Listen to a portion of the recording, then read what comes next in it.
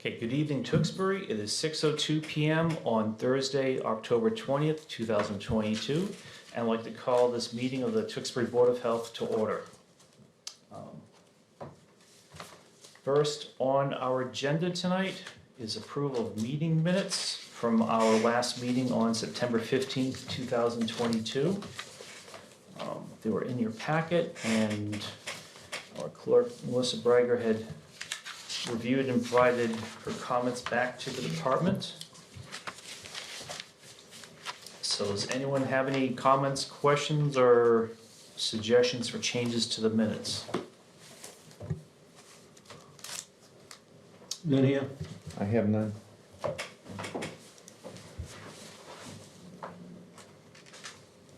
I'm assuming the clerk is none. Oh, I don't.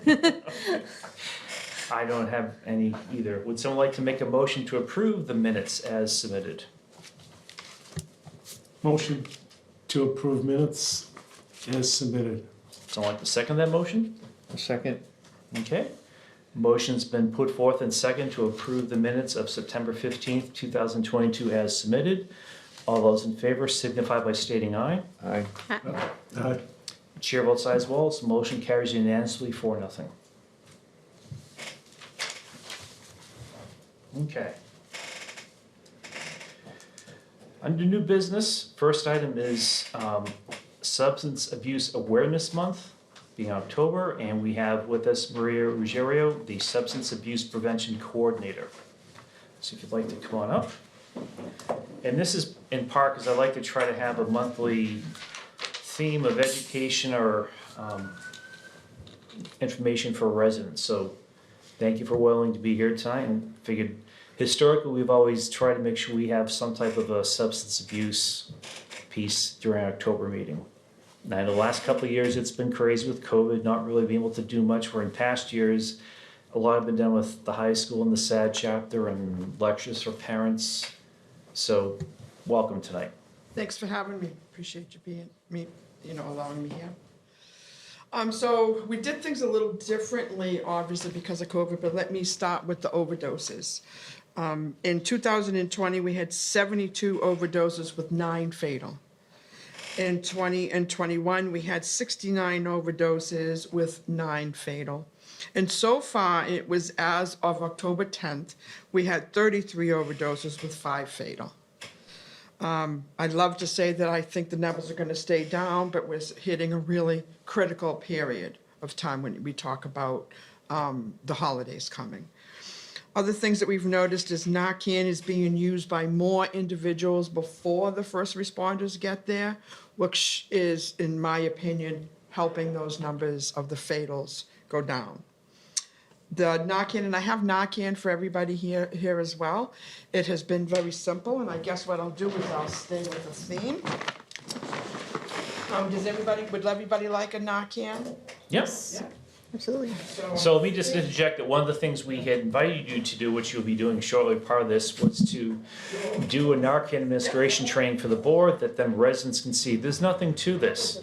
It's very simple. It used to be very difficult because, it used to be much more complicated because it looked like a syringe, and you would have to put together like yellow on yellow, purple on purple. And we even had first responders in some communities that struggle with it a little bit because it's such a Thank you. it's such a concerning time. Now it's extremely simple, and as soon as I finish passing this out, I think I have enough. Thank you.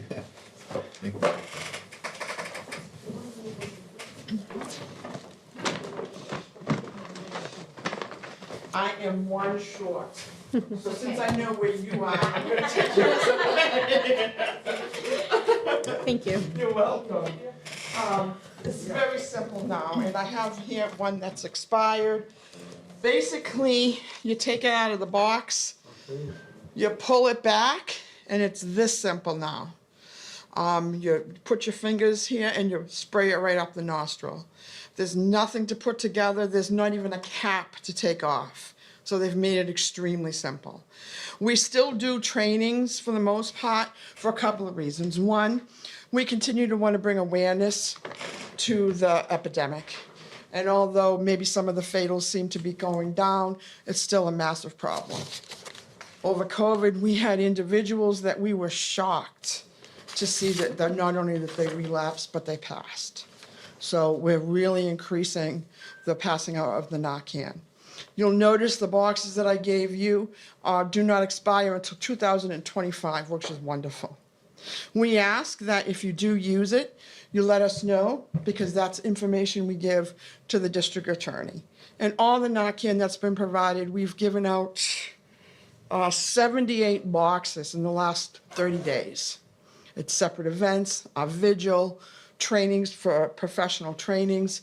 Pretty much anybody that will ask me to come do a Narcan training, I will. Again, it is so simple. We don't have to have that explanation of how to put it together, but we still want to make sure that people understand 911 is critical. A lot of times people will come out after you've given them Narcan and they'll talk to you. They won't remember that they won't remember that you've saved their lives. Sometimes people will come out and they'll be a little combative because, again, they don't remember anything other than beyond getting high. I like one story that I like to tell at every training is it was one time where I was training some officers and I noticed an officer from another community on his phone. And I thought to myself, geez, that's kind of rude. Here we are, we're doing this big, huge training, and he's looking at his phone. And then he raised his hands and he put in front of the microphone a message. It was from a young man who had relapsed after several years of sobriety and had overdosed. And this particular officer, who now was a higher level rank, had Narcaned him. And the very next day, this individual left a message on his voicemail thanking him, because had it not been for him and his kindness and the Narcan, he would have passed away. And it was a one-time after he had been in recovery. So some of the highest risk factors we have for people who overdose are people who use alone. So we always recommend, if anyone has a family or a loved one or somebody that they know is in the throes of addiction, to keep your eyes on them, because using alone is very concerning. There's nobody there to call help. Somebody who has been in recovery or has sustained for a period of time is extremely high risk for overdose. Couple reasons. One, if they have abstained and then they come back and they decide they want to do it again, like that gentleman I just explained, they're using the same amount, and most times it's too much for their body to handle. Because as we use anything, but opiate specific, the more we use it, the more our body gets tolerance and used to it. Other people that are at risk for overdose are people that have health problems, asthma, diabetes, heart condition. Anything that isn't maintained properly can certainly lower somebody's tolerance and help overdose. And as many people know, fentanyl is rocking our worlds in a negative way. It takes very little. The amount of fentanyl that would fit on the tip of this pencil is enough to bring someone into a fatal overdose. We're trying our best to break stigma, to make sure that people understand that addiction is not a moral failing. Addiction is a disease. And the more that we're able to educate people on that, and the more we're able to have people understand that asking for help is a strength, not a weakness, the better off we are. And we work with Frontline. We work with a lot of services where if somebody calls me right now and says, I need help, I'm more than likely not the right person unless it's prevention, but I know all the right people. So I'm able to turn it over to the rest of my Frontline staff, and we're able to give services as necessary. Again, it is such a simple thing. What's really important is to determine, hey, is this person overdosing? So for example, when I work with the college students, I tell them, look, gone are the days that you can put your friends to bed drunk, because we don't know what else people have been using.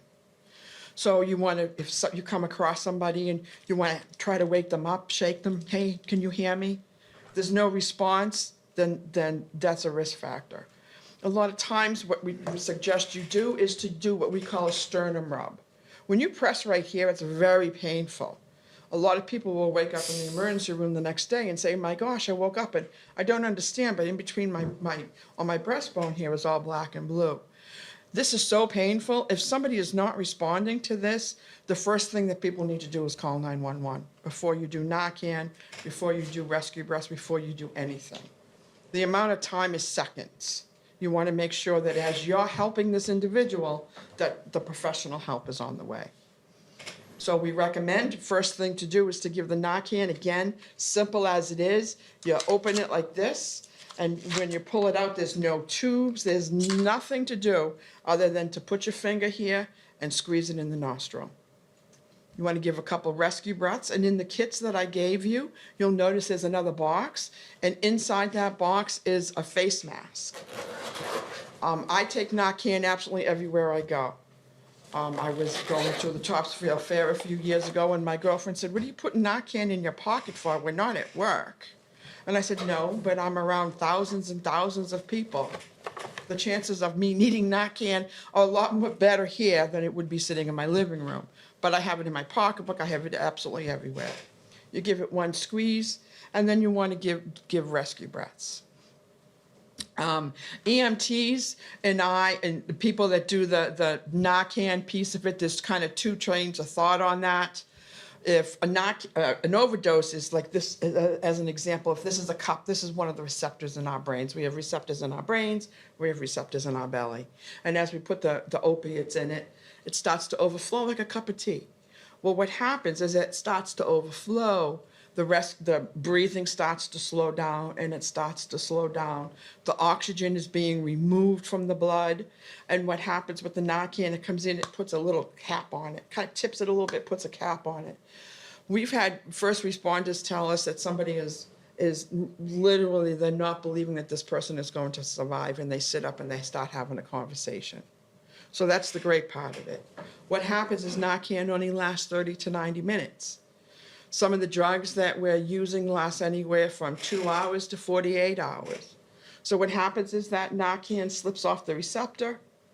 9 out of 10 times that original amount of opiate is enough in the receptor to put them into another overdose. But unfortunately, a lot of times people will leave. And then again, what they remember is being high, and they go out and they score more drugs, and they wind up overdosing again. Most critical thing is once you've Narcan somebody is to make sure that they go to the hospital, that 911 comes. In the meantime, once you've Narcan someone, if you want to give them rescue breaths, again, in the pouch there we have masks. Put the mask on, you want to tip the head back. You want to make sure there's nothing in the mouth. There's also gloves in those little packets. You want to make sure there's nothing in the mouth. You want to tip their nose, and you want to breathe into their mouth once every 5 seconds. When I talk about first responders and people who do the Narcan training, we have two trains of thought. They say you need to start doing chest compressions. And if that's what you're comfortable with, wonderful. But if the heart is already beating, chest compressions isn't going to help. Also, if you're drowning or an overdose, because the oxygen has been taken away, recirculating blood that doesn't have enough oxygen enough oxygen into it might not be enough to have that person come awake. So what we're doing when we're doing rescue breaths is we're giving them the oxygen until the ambulance comes. Do a couple of rescue breaths. They still haven't woke up. Each box has 2 doses of 4 milligram Narcan. Give it another dose, and by that time, the response should be that the ambulance has come, and then they take over from there. We are finding that most people are willing to go to the emergency room now, but we still have the people that are fearful, and we continue to bring awareness to that. Do you have any questions on the Narcan? I know before the training was so long and involved, and it really isn't anymore, thank goodness. Before I go on to the substance abuse efforts, are any questions? No, one of my goals was to really take the fear out of the training and administering Narcan, because as a 30-year plus CPR instructor, having been an EMT, I am very passionate about the whole Narcan administration and CPR training and hands-only CPR, and none of this is rocket science. And you don't need to take a full involved course and be certified to be able to do this. And all we're talking about is we're trying to be that stopgap measure to hopefully allow that person to be able to be brought back to life by emergency responders. Because if we don't do anything, That's right. no one's going to, and they can't get better themselves. So for me, it's vitally important that people know how to administer Narcan.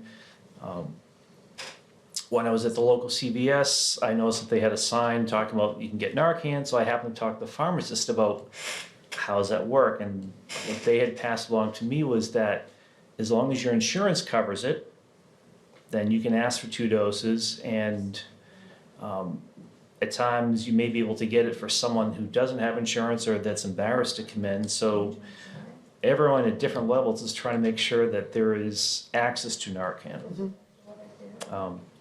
And the stigma seems to be, I mean, there's always going to be stigma, and, and we do our best to educate people. You can get it, there's a standing order across the state that you can get it at a pharmacy.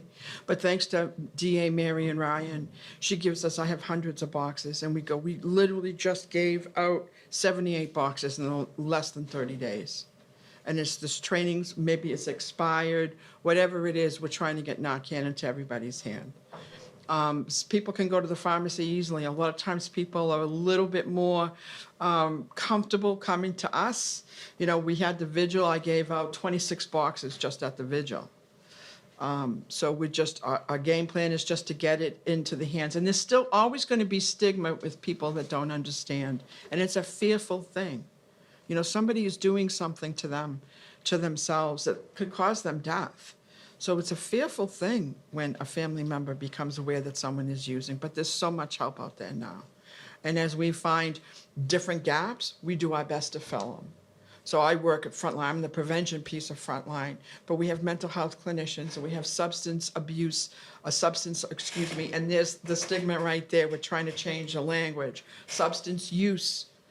Peer support people who, if somebody is struggling, there is somebody within my organization that's going to be able to help them at the spot that they find themselves. And if for some reason we don't, we have a wide range of network and services that we can reach out to people. The most important thing is approaching people with kindness and love and having them understand it's not a moral failing. It's not. It's a disease. There are a lot of other factors that go into why I might become addicted and you might not, that happened before we were even born or thought of. So as we learn more, the more we're able to get that education out to the community. And that's a big part of it, as well as reducing that stigma. Which brings me to my next thing. We are working on a grant of substances of first use within our youth. Although it's based out of Tewksbury, I'm an employee of the town of Tewksbury. I work with the communities of Berica, Chelmsford, Dracut, Tewksbury, of course, Tingsboro, Westford, and Wilmington. And right now we're working on a grant for our youth for substances of first use, which includes vaping, nicotine, it includes alcohol, nicotine, and cannabis. I say vaping because when I ask people, good 60% of the people, when I say, what do you think is your biggest substance problem in your community? They tell me vaping. They don't remember or realize that the vaping is actually the tool or the mechanism. It's the chemical that's inside the vape. So at this point, for awareness, I include vaping in general. And then my next thing is to kind of educate people that it can be nicotine, it can be marijuana, or it can be a combination of both. So what we're doing is we're looking at these substances. Why, although kids know that these substances are and can be dangerous, why do they continue to try it, or why do they continue to use it? And through the lens, we're looking at trauma-informed, and we're looking at health inequities. And as we dig deeper into the data, as we dig deeper into the conversations, we're finding things that we were not aware of years ago. And that's how we're trying to each year evolve our efforts to hopefully, we're going to always continue to work with the people that are already in the throes of addiction. But what our game plan is to try to reach the people here, the younger people before.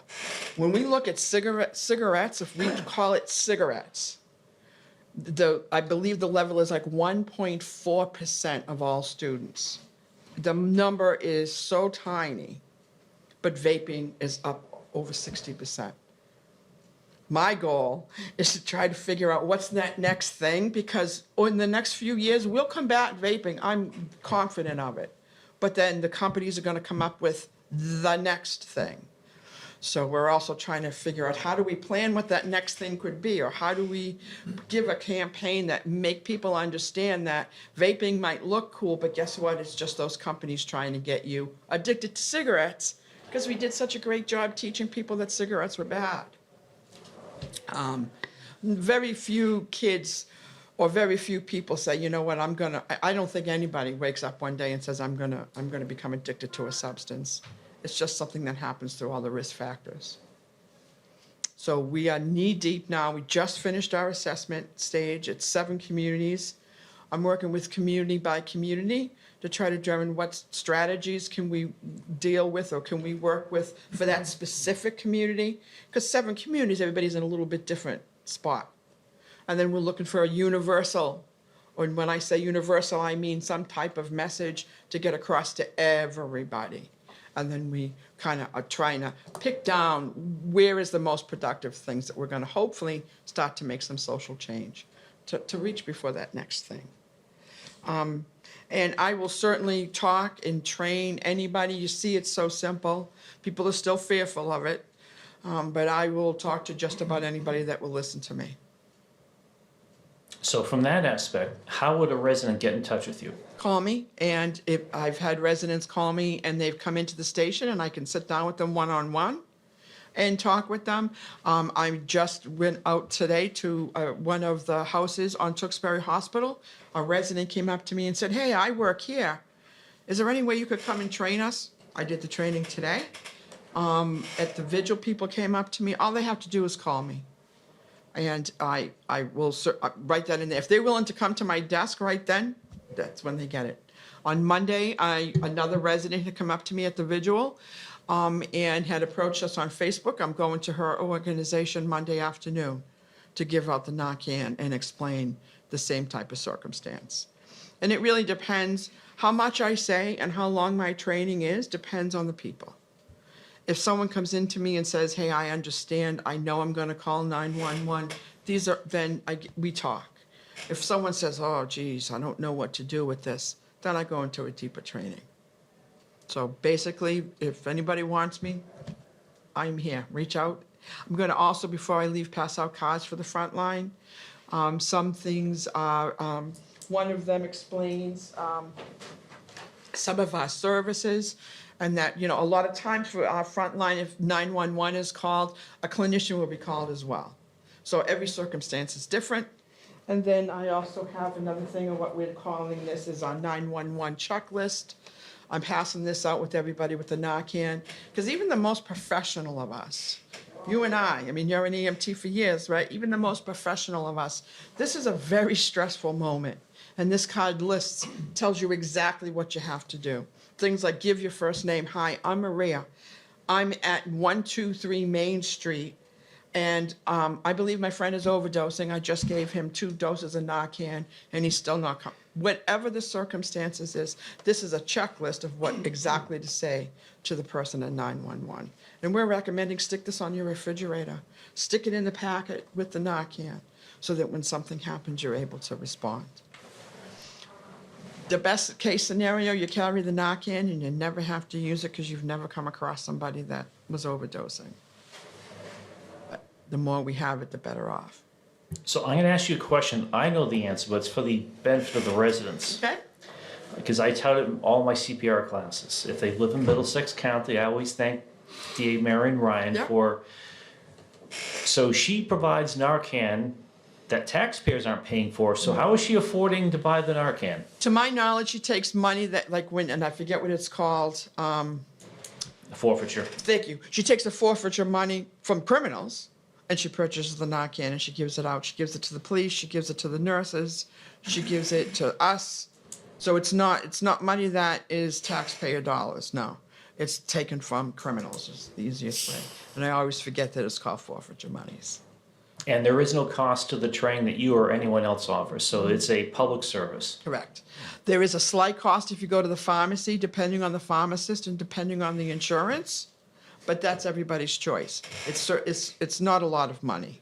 And I've seen those costs go down over the years. But yes, every Narcan I just gave out, that was all compliments of DA Marion Ryan, as well as the 78 kits that we gave out.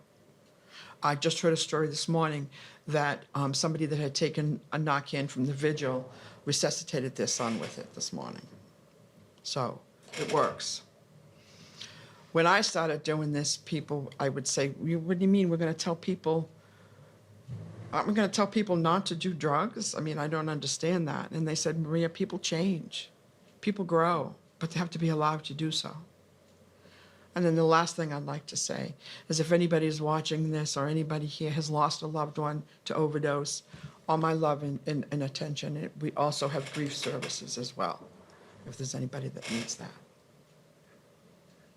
Yeah, I think for me, the takeaway from all the training sessions we used to do pre-COVID this month at the high school, because I'd gone to a couple of presentations at the high school and I was shocked. It was crickets.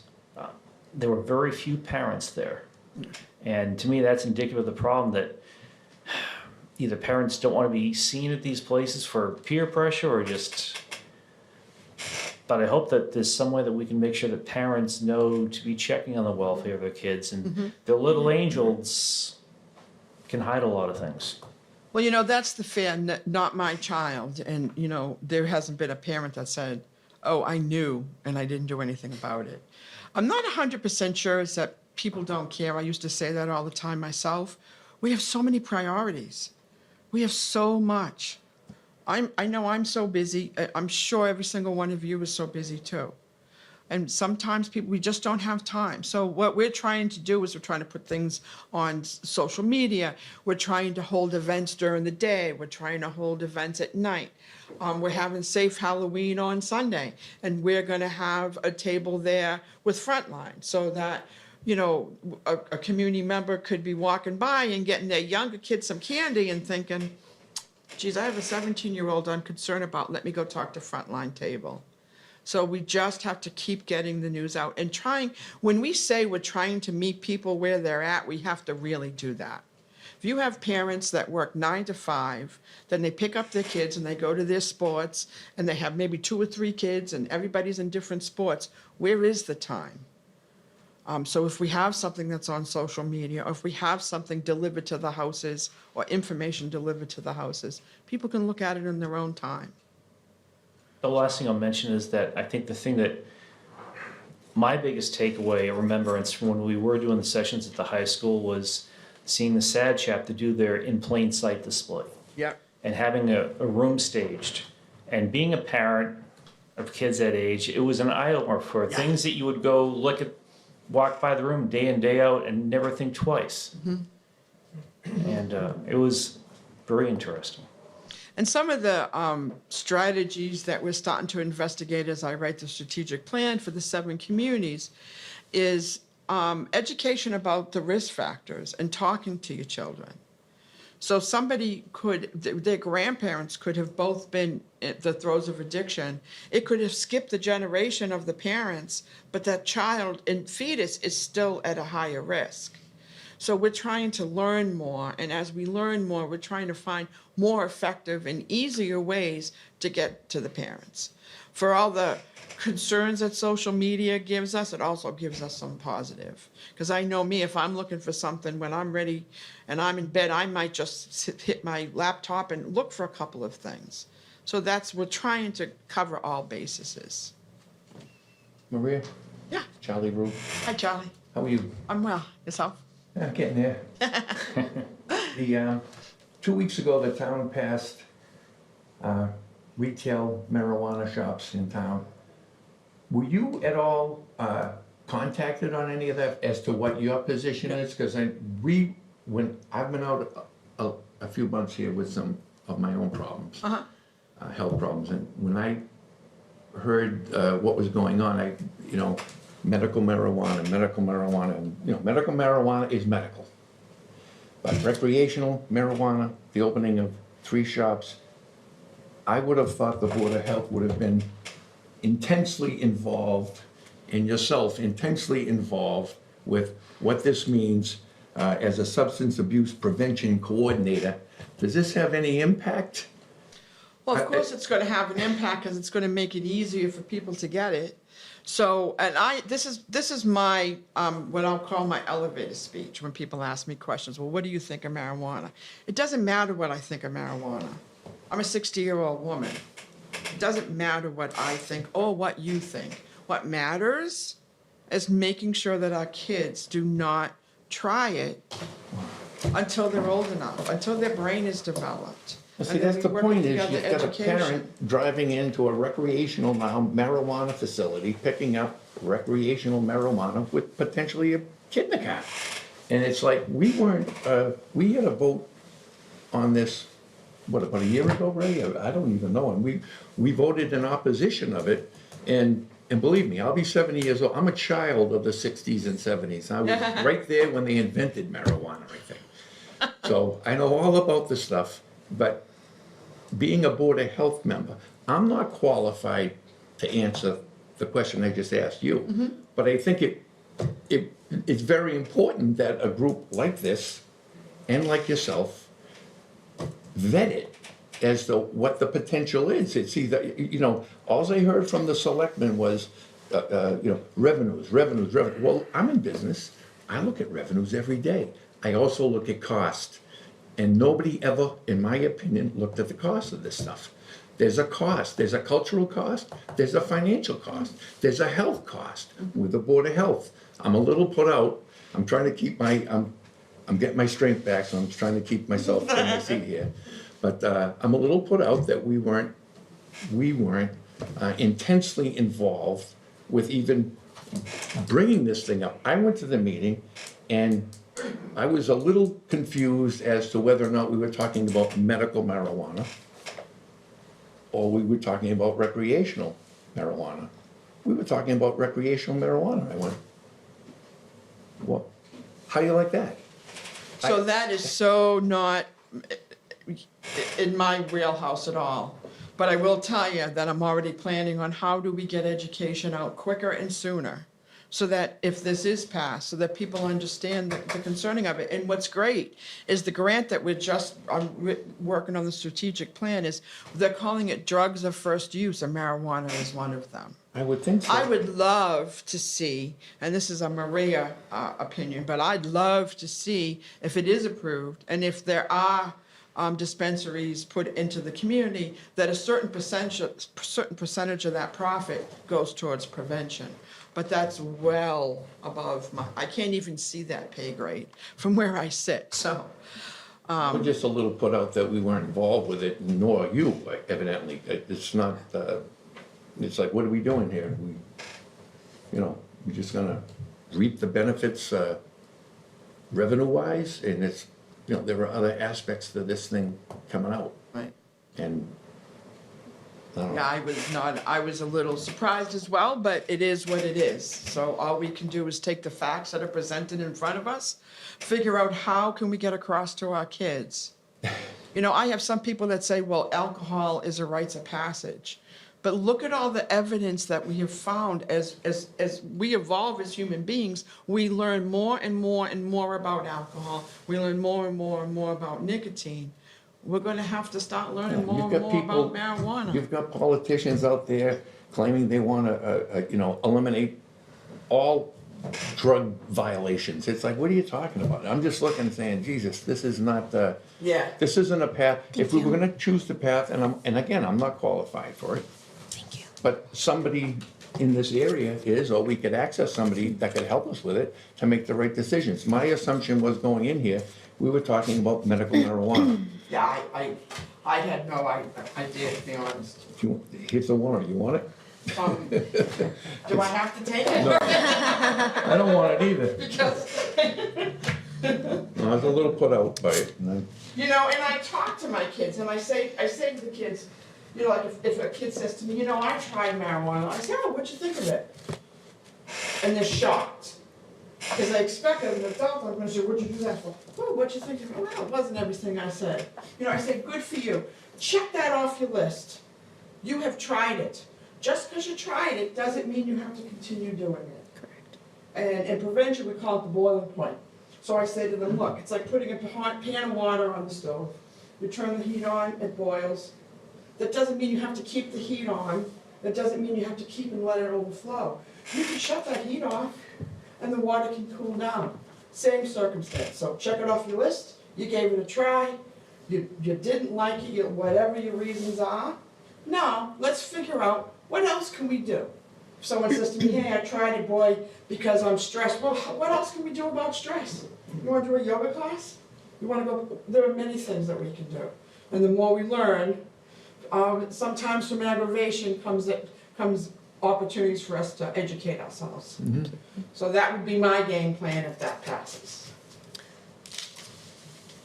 I wanted to ask a question.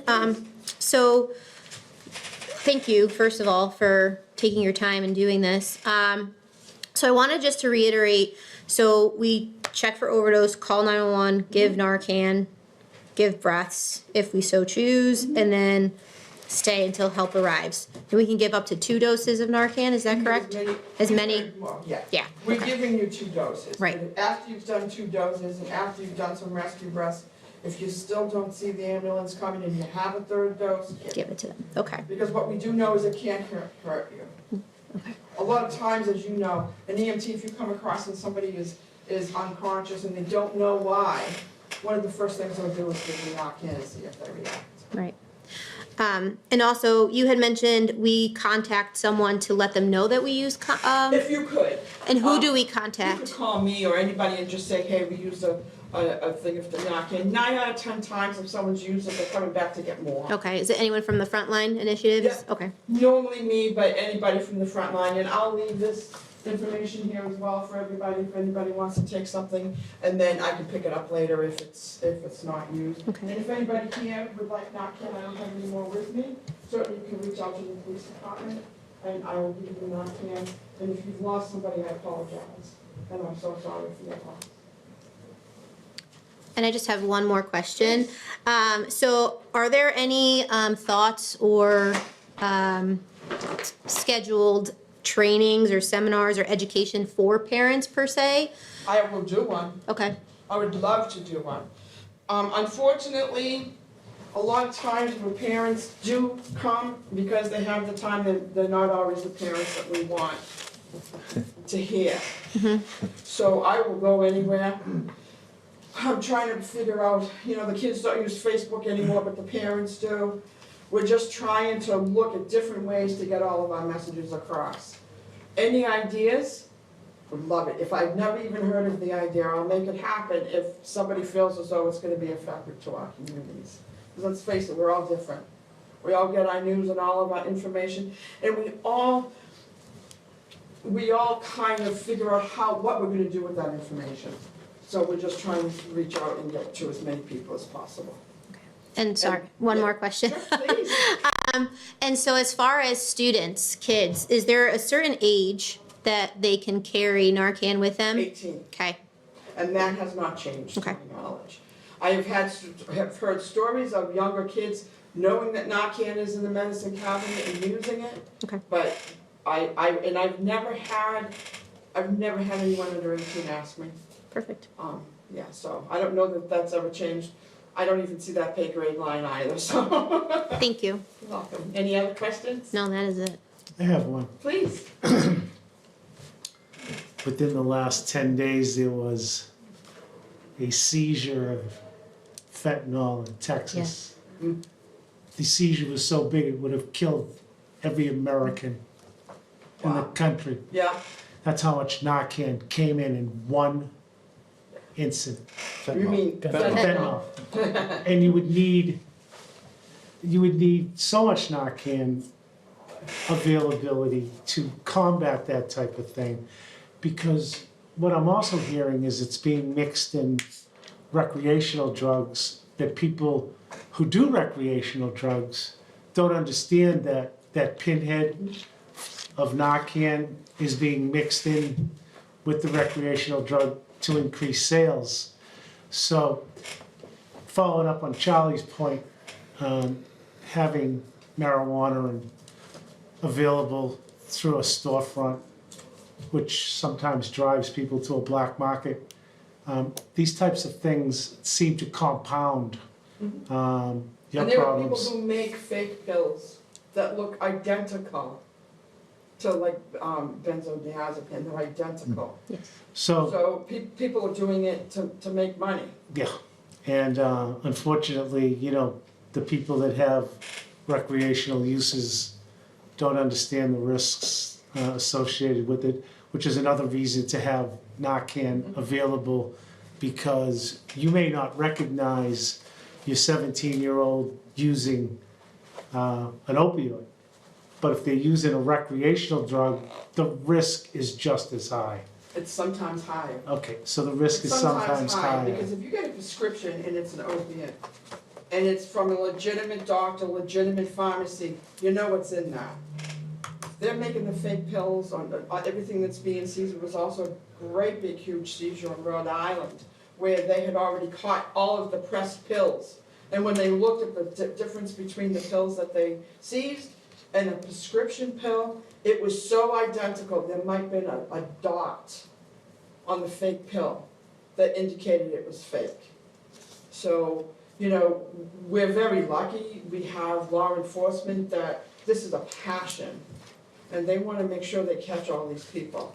So, but it takes a village. It can't just be law enforcement, and it can't just be Maria running around and telling people how to use Narcan, and it can't just be us here with the caring of the Board of Health, and it can't just be the schools, and it can't be just the families. It has to be all of us. And the most important thing is if a family member has someone who's struggling, not to be afraid to ask for help.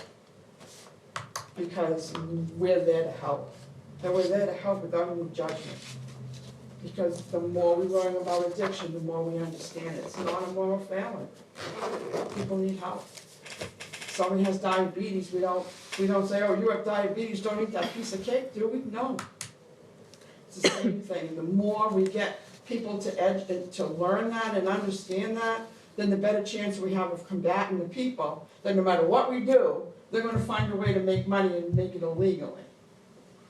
We can't depend on combating it. We We- need to all be of it. ready, we need to be ready Yeah. as a community to distribute Narcan and information and education.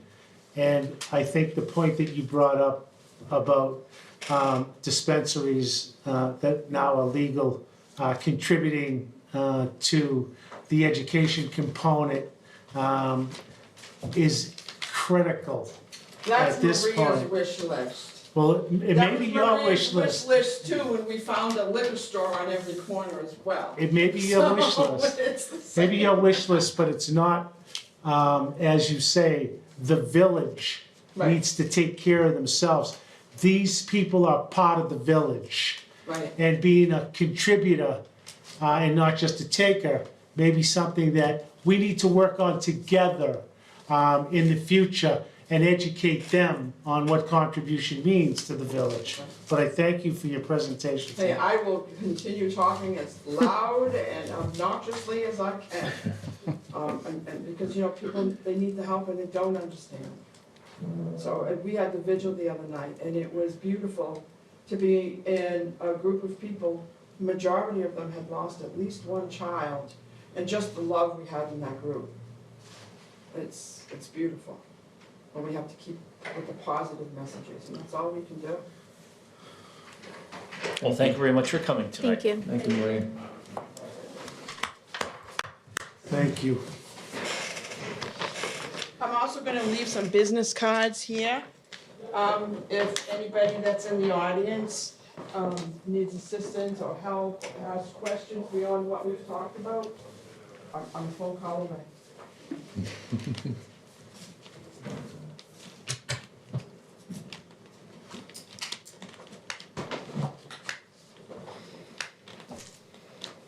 Okay, next on the agenda, we have, now it falls here, our Board of Health meeting calendar for the upcoming year. And just to note, once again, locations, November and December will be in this room.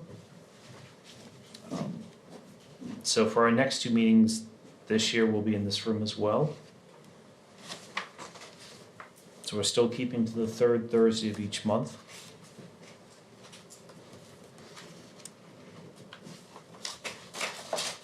So this is an item that historically we've looked for a motion, someone to second, to approve the meeting schedule. I'd motion to approve the meeting schedule with the one comment that if a member has a conflict, to review it and notify the chairman of the potential conflict. Motion to approve. Someone willing to second? No. I'll second. Motion's been put forth and second to approve the Board of Health meetings for 2023 as submitted. All those in favor signify by stating aye. Aye. Okay. Chair votes aye as well. Next item is amendment of fee schedule. So Shannon, I'll just let you brief us on your proposed change. So, on the body art apprentice, you need to change the wording from max of 1 year to no more than 2 years to coordinate with the Board of Health, body art regulations.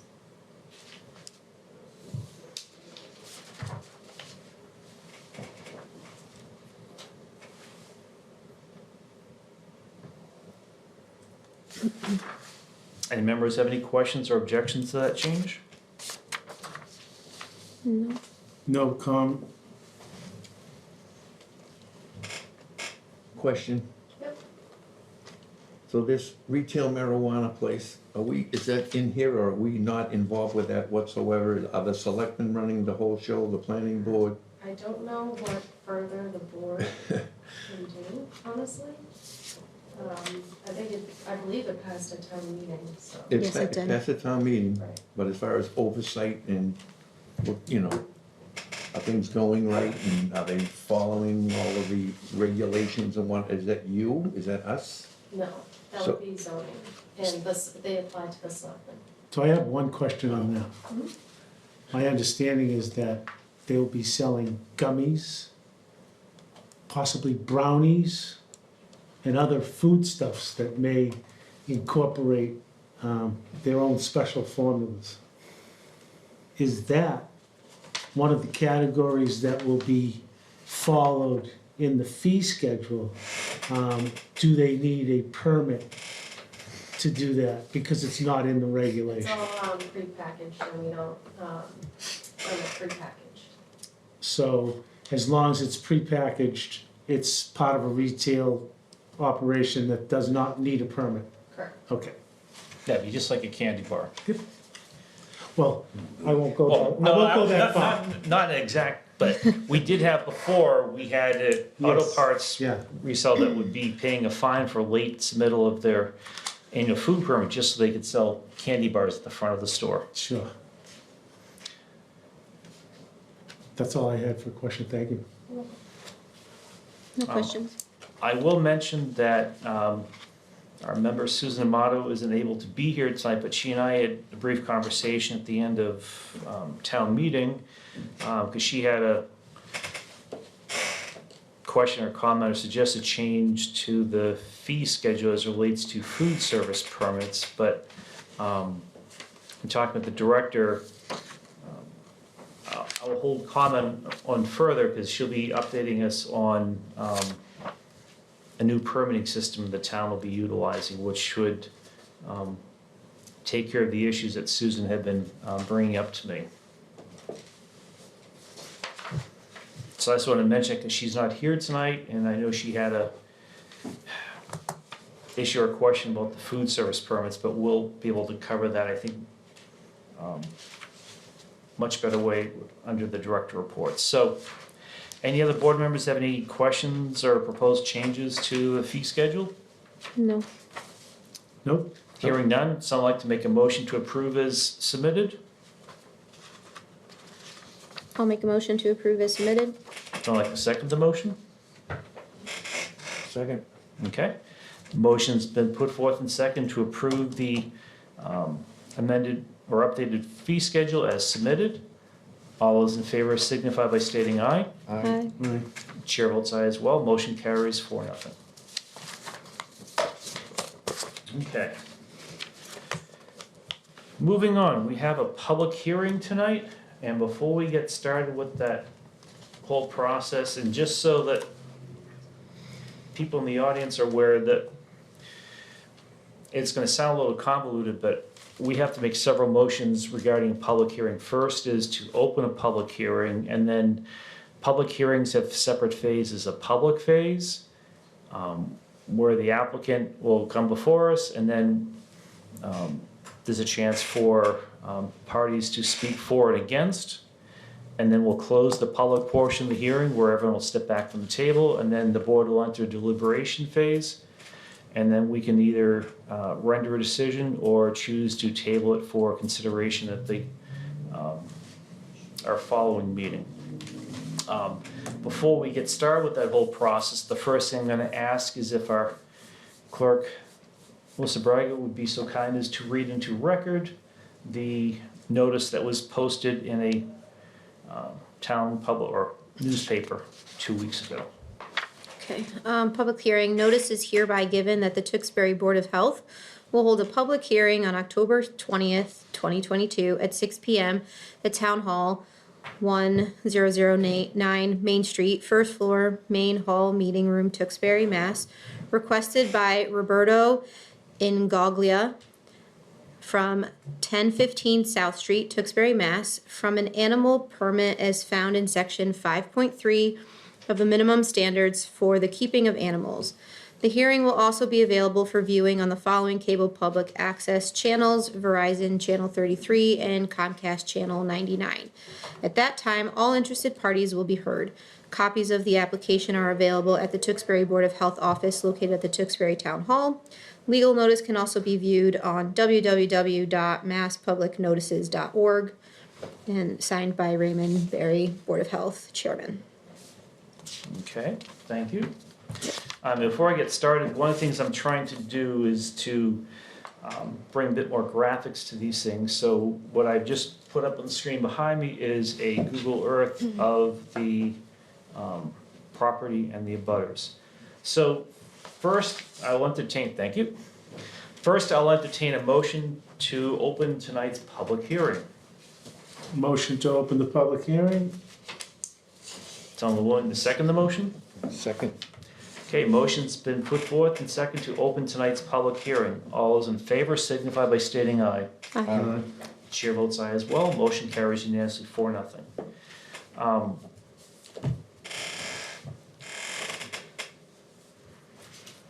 So let's make a motion to open the public portion of the hearing. Motion to open the public portion of the hearing. Second? I'll second that motion. Okay.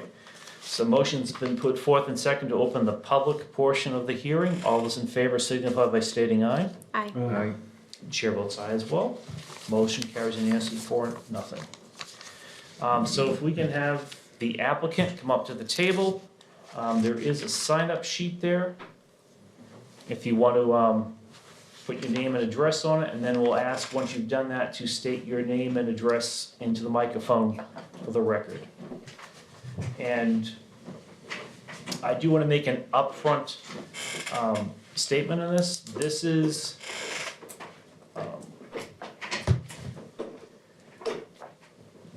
looking at permit of keeping of animals, permit as per our regulation. And while we understand that there may be some zoning bylaw issues also with this property, those have no impact in this. That's all with the zoning bylaw committee. So we're here just to talk about the animal permit request. Just a point of information, Mr. Chairman. Yes. The application has a checkbox next to for a variance in line 1. If you could look at section 1, line A, it's checked off for a variance. But this is not for a variance, this is for a permit, correct? Right, well, actually, I have a question for the director first, because The form. The form is confusing, we have two different forms submitted. yeah. They had So, reached out to me about that, and I actually have never seen the actual application, I've never seen that, I've seen the application for a permit for animals. So I bounced it back to the office, I'm like, I've never seen that before, is that the right form? So what we, It is a little confusing. yeah, what we wanna do is clarify what relief you're seeking, right?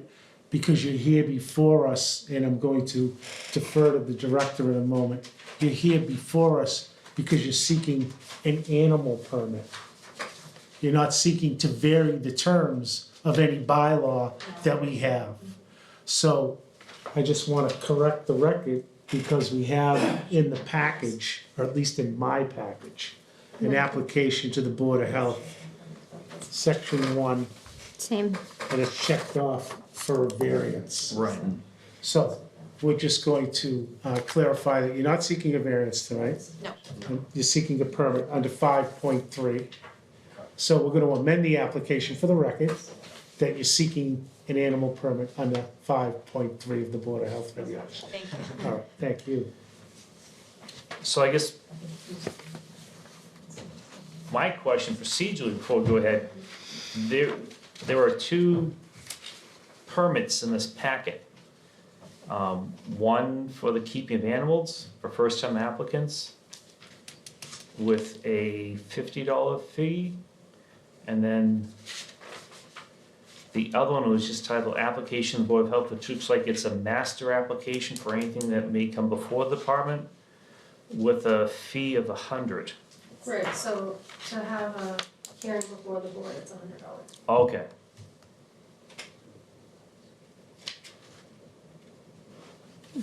Okay, I just want to make sure that it was correct to have both applications.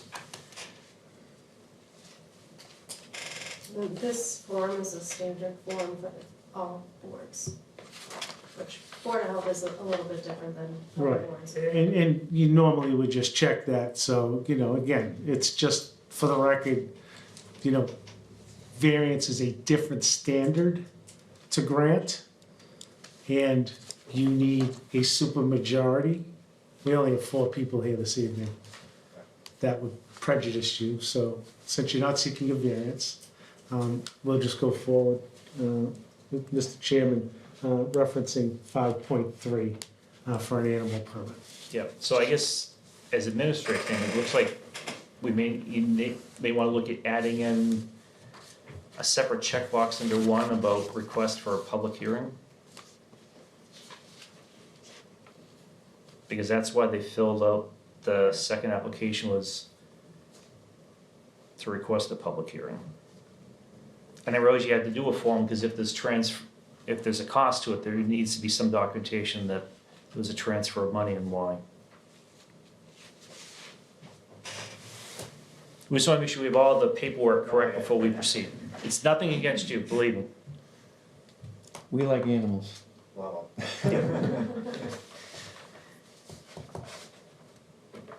Okay. So with that, so if you folks would just like to introduce yourselves and just state your address, please. Roberto Angolia, 1015 South Street, Tewksbury. Okay, His wife Stephanie. okay.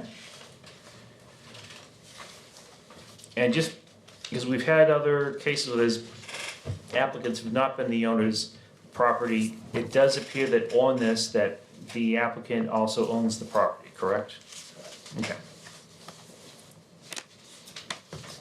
More for the benefit of the residents, because they can't see the application, we can see it, but I just want people to be aware of that.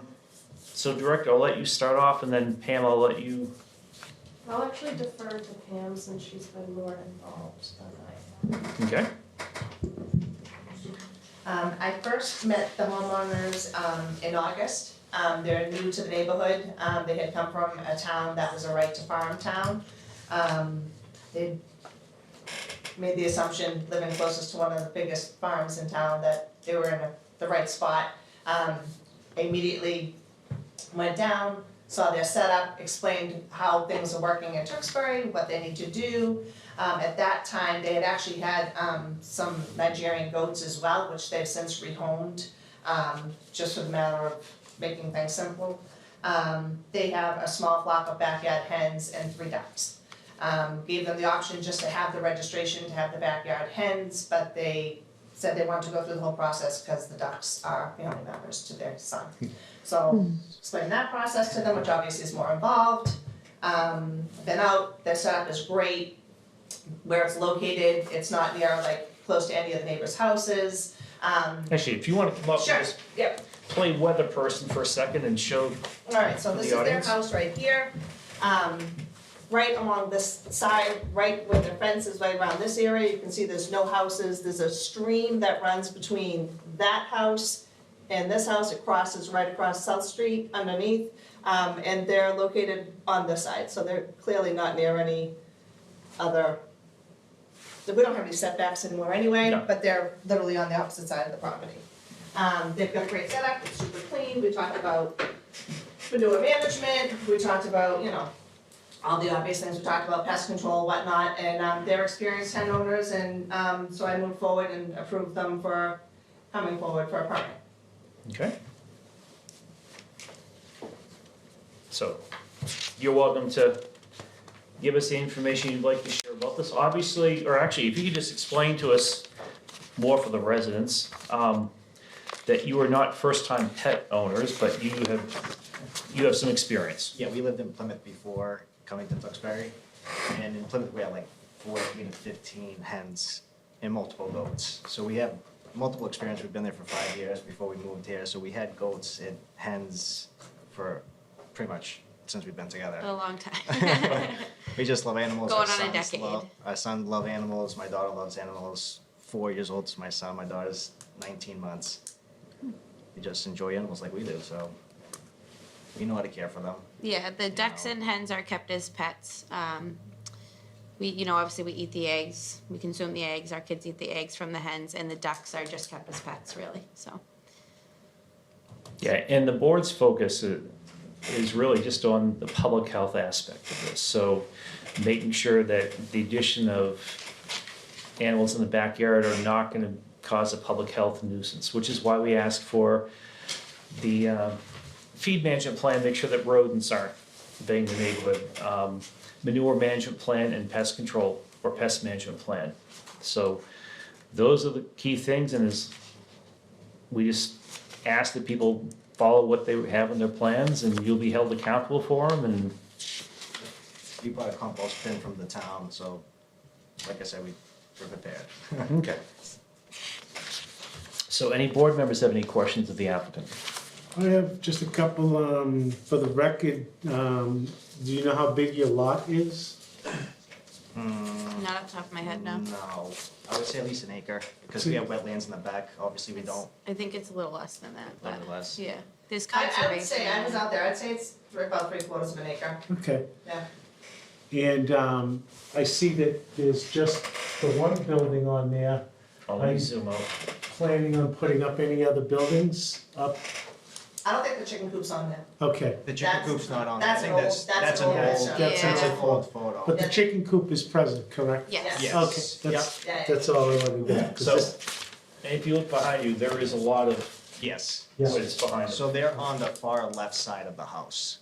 And the chicken coop is Backyard. present even though it's not on this picture? Right. Yeah. Okay, Yep, that's great, that's all I have. chickens and a duck coop, so we keep them separate.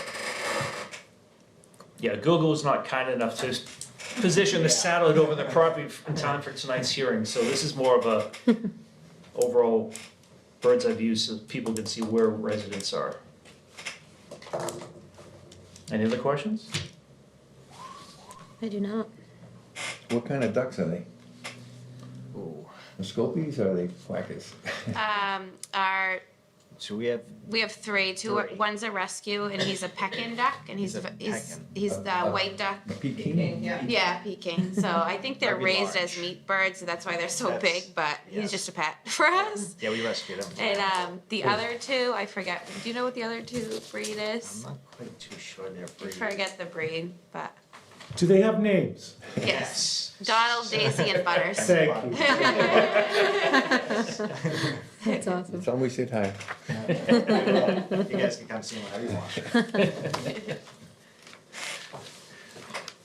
I have no further questions. Okay, I'm good. Mr. Rue? I'm good. Okay. I'm good. Thank you for filling this out and putting that little picture, because that's helpful, so. Thank you. Welcome to Tewksbury. Thank you. Appreciate it.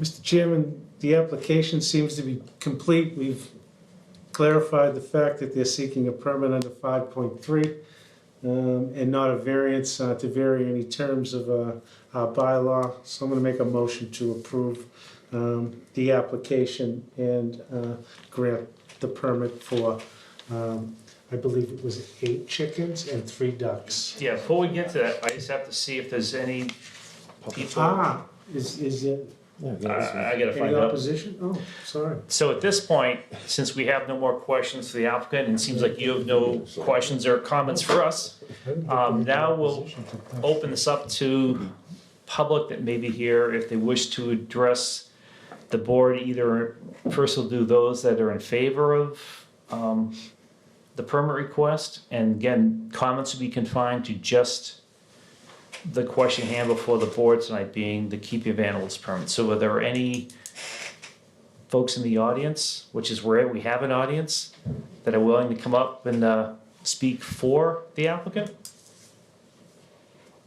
Okay, come on up. Come on up. So there should be a sign-in sheet up on the podium if you just wanna, oh, guess you have to use this one.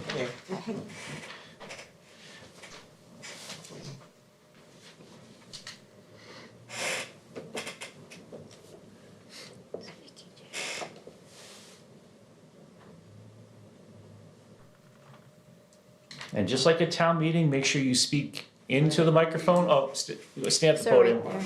Yes. And just Did state, this before, so. we'll help you. So state your Okay. name and address. My name is Angela Stark. I live at 1011 South Street. 2 houses from that picture to the left, Okay. okay?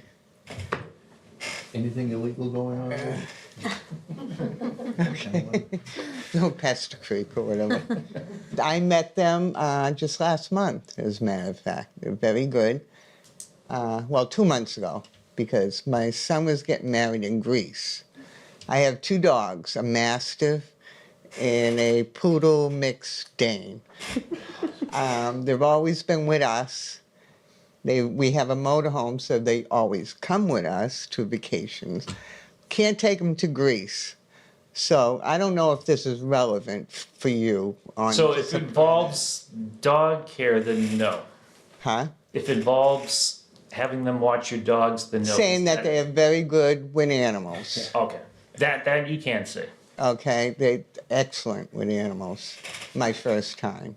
And we were gone for 10 days. We didn't want to really board them because they're not used to cages. They have the home, and outside they play in the yard. Well, Stephanie said she'll watch the dogs at my house and feed them precisely what I say, how to feed them and everything. And when I came back, the dogs were just as good as I left. She sent pictures every day, comments every day about how they were and how they acted. It was great. So she's great with animals. Okay. That's the thing I wanted to say. Okay, perfect. Okay? Did a I'm good job sorry at that. if it means anything or if it doesn't. It does. I'm here to support them. Okay. Thank you. Thank you very much. Are you having sleepovers with the Mastiff? Our dogs are unreal. That's a big dog. Awesome Our dogs. son's about this tall, and the Great. Mastiff is like, he Greatest wasn't dogs afraid of him. I couldn't I've believe ever it. seen. Need a horse permit Curious for what- that. That was little. Yes. So amazing though, so gentle, awesome.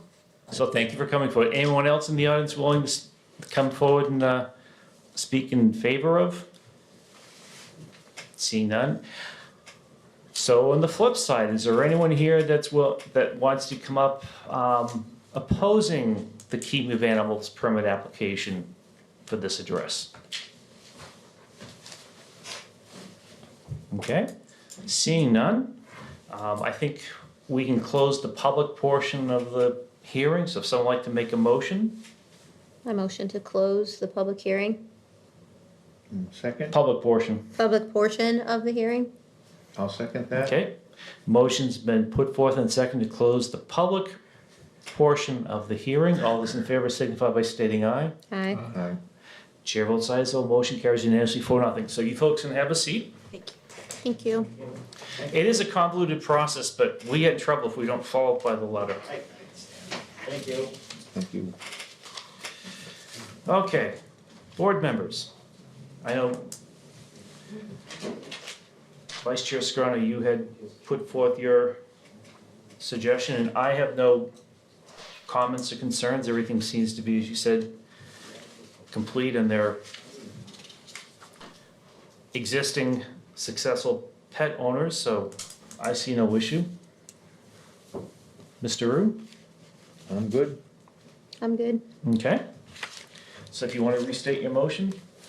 Restate the motion, based on the fact that the application is complete. The experience demonstrated by the applicants as well as those people in support. Make a motion to approve the application and permit for 8 chickens and 3 ducks at the address of 1015 South Street, Tewksbury. Okay, someone like to second the motion? I'll second that motion. Okay, I will not restate that motion because of its wordiness, but Yes. motion's been put forth and seconded. All those in favor signify by stating aye. Aye. Aye. Chair votes aye as well, motion carries unanimously 4-0. So, congratulations. You don't have to send us pictures every day of how they're doing, but, You guys want eggs, let us know, we got plenty of eggs. I might take you up on that. did they know about your backyard chicken group? Yeah, I told her she had, her daughter had an appointment that night, so they couldn't come. They missed the last meeting. Okay. Yeah. So we do what we can to educate the residents that are new to this. Great. Ms. Bragg, do you mind turning that light switch back on? Yes. Okay. So the final motion we'll need will be to close the hearing. So I'd like to make a motion to close the public hearing. I'll make a motion to close the public hearing. I'll second. Okay, motion's been put forth and second to close the public hearing. All those in favor signify by stating aye. Aye.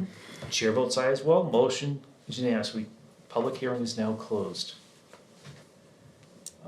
Next on the agenda,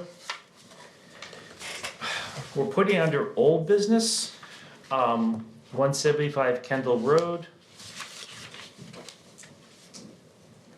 for non-compliance with order letter from Health Department in 2019.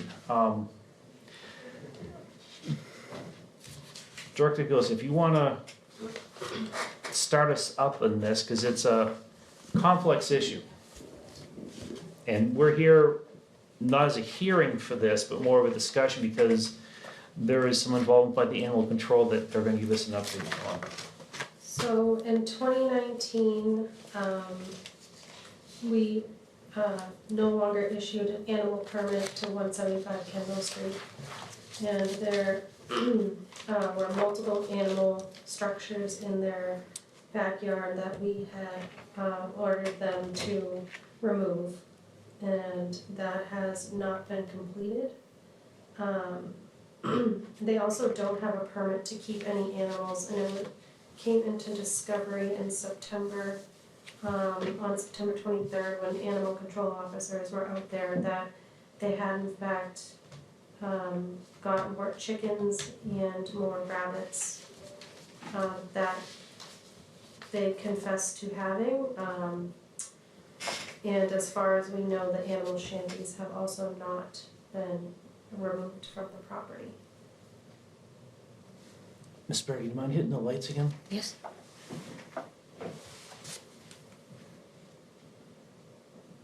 Perfect, thank you.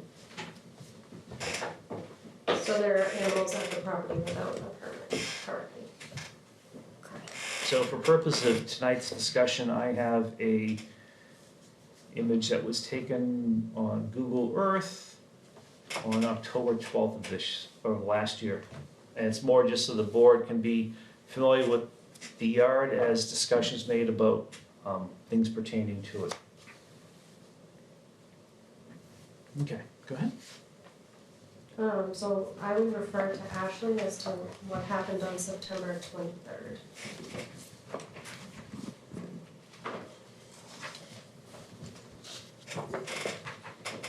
On September 23rd, animal control was called to the residence for a report of multiple dogs that had been unrestrained that reportedly lived in the garage.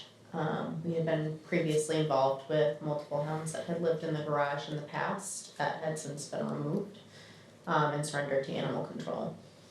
So when we had gone to follow up to make sure the dogs had been returned to the owner and that in fact their dogs did reside in the garage, it was confirmed by both residents that the dogs resided in the garage. And we had asked if there were any other animals on their property, if there were chickens, which they both also confirmed. They had stated there was, I think, 14 chickens and 25 rabbits. We were not allowed to see the animals. The way that the fencing is set up, there's a long driveway to the left of the house between the garage and the residence that has a gate, but from that gate you can see where the structures remained, but we weren't allowed to enter any further into the property to see. So just for purposes, so the house, this is the garage you're talking about, correct? Yes, yep, And then the animals that were in question are in this back corner? yes. Okay. I did ask the Saladinos if there was any changes to the interior for the dogs, to which they had stated no from our last dealings. Okay. So back in 2018, 2019, when this issue was before the board and you folks were involved, since we don't get copies of the court orders, did the court state anything in terms of So future ownership of dogs there? we did actually, I've just requested from Lieutenant Stevens to get from the courts a copy of what we had agreed upon. There was an agreement that there would not be any dogs aside from these small dogs that are the waste dogs that reside in the house. And that the remaining dogs that they had 6 at the time, that they would be issued pretty much like a personal kennel until those small dogs passed. They wouldn't be able to accrue any more dogs. I believe he had agreed to not own dogs and it would just be the wife. And we also have an email chain dating back to the times in court that there were not to be any dogs or animals housed in the garage area, except there were occasional feral cats that were feeding there. We also had in the agreements that the structures would not be used and there would be no more livestock on the property as well. I'm not sure if that was put into the probation agreement or if it was a separate agreement in court. So we're waiting to pull those. Okay, I'm actually gonna turn running this over to my esteemed vice chair. And who do we have here? Are the Saladinos present? Yes. We got Mr. Miguel and the wife in here. The son is also present. I'm here just to translate because they do not fully understand everything that's going on. Thank you, because that's led to issues at prior meetings, so Exactly. thank you for being here. And So, could you, why don't you folks yeah, come on up? and you could come up as well. Yeah, you can bring chairs up. Slide one of those chairs over.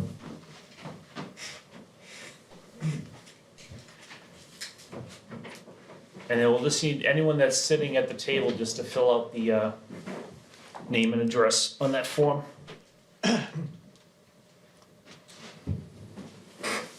Marika.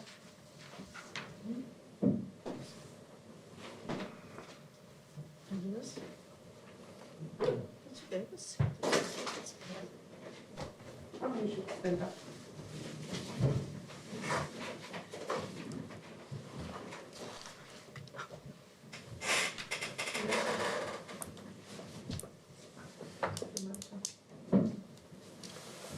Actually, Can you flip the lights back on? Yes. just, In case I go to sleep. yeah, let me just turn it off though.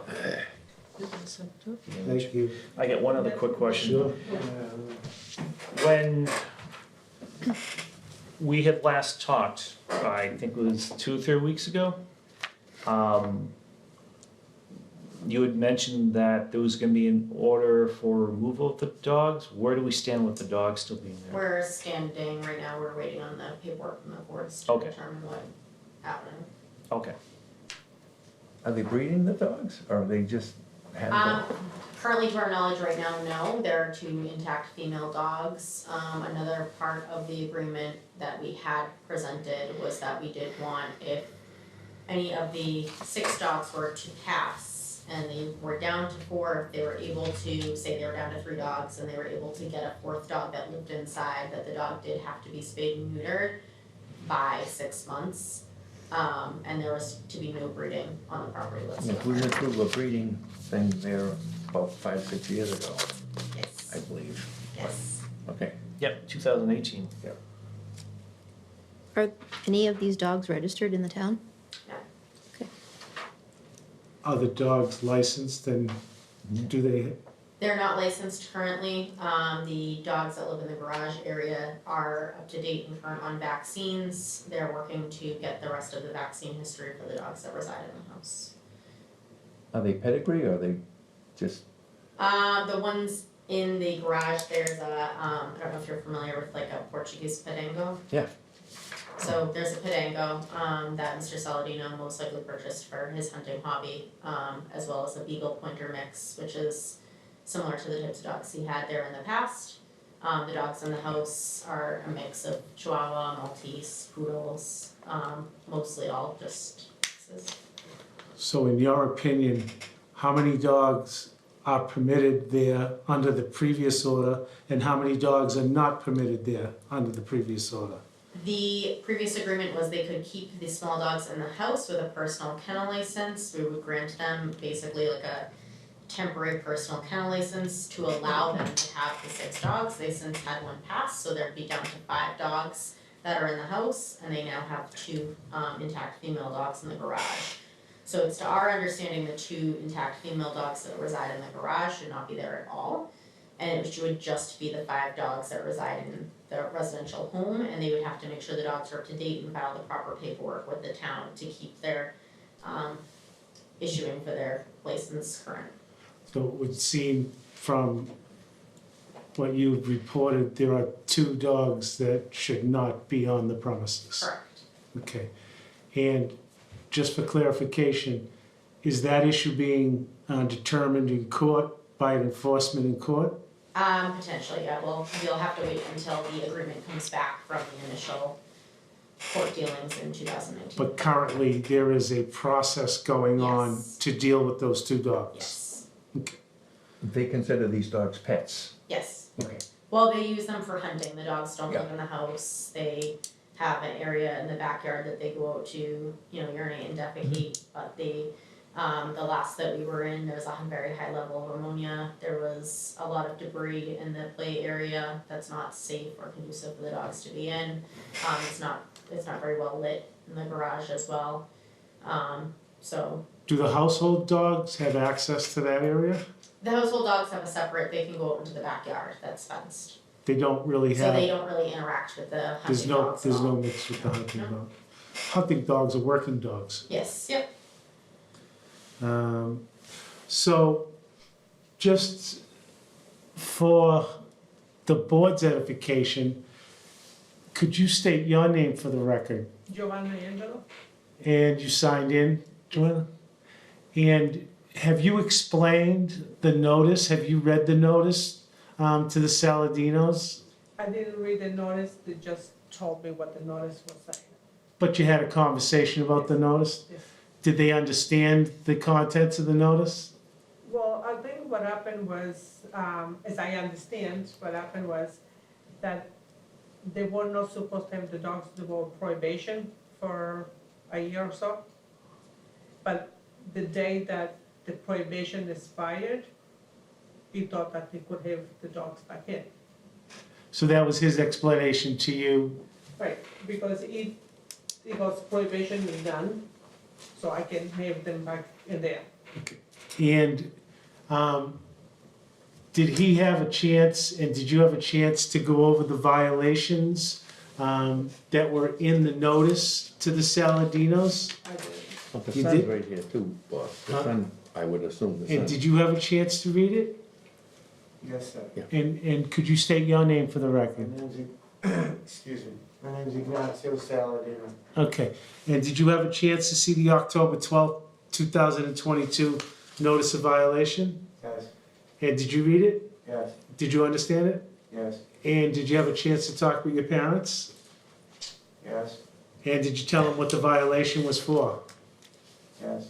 Okay, and did they understand that? I don't speak Italian, I can understand Italian. And my siblings, same thing, we can understand and we don't speak it. Right. So I can explain it to my mother, I can't really explain it to them. Okay. But you had a chance to have a conversation about the violations. Yeah, with my mother, yeah. Sure. And this isn't a public hearing. This is a hearing to talk about the fact that you're in non-compliance with the previous order from 2019. And now that we've established that you have a copy of the notice and that you had a chance to read the notice, that you're in violation of an order from August 24th, 2019. You understood that? I understood the letter, I was not aware of all the other letters and violations and stuff. No, and that's fair. But this is a summary of the violations that were right on the front page, 1 through 5. Did you have a chance to read those? Yeah, Were your parents aware of those now? my mother. Okay. And as an order of the Board of Health, they had to, and the Saladinos, when I use the word they, comply with the order. And what we've discovered is that they're in non-compliance with the Board of Health's order of August 24th, 2019. And that's the reason that we're having this conversation this evening, is the contents of the letter have indicated that there's going to be an enforcement action to bring you into compliance with that order. Do you understand that? Yes, Okay, you'll have a chance to talk in a moment. And as a result of the enforcement request and notice, there is several outstanding violations, including having the extra 2 dogs, having animals on the premises, having, and I'm going to let the ACO tell us what other animals are on the premises.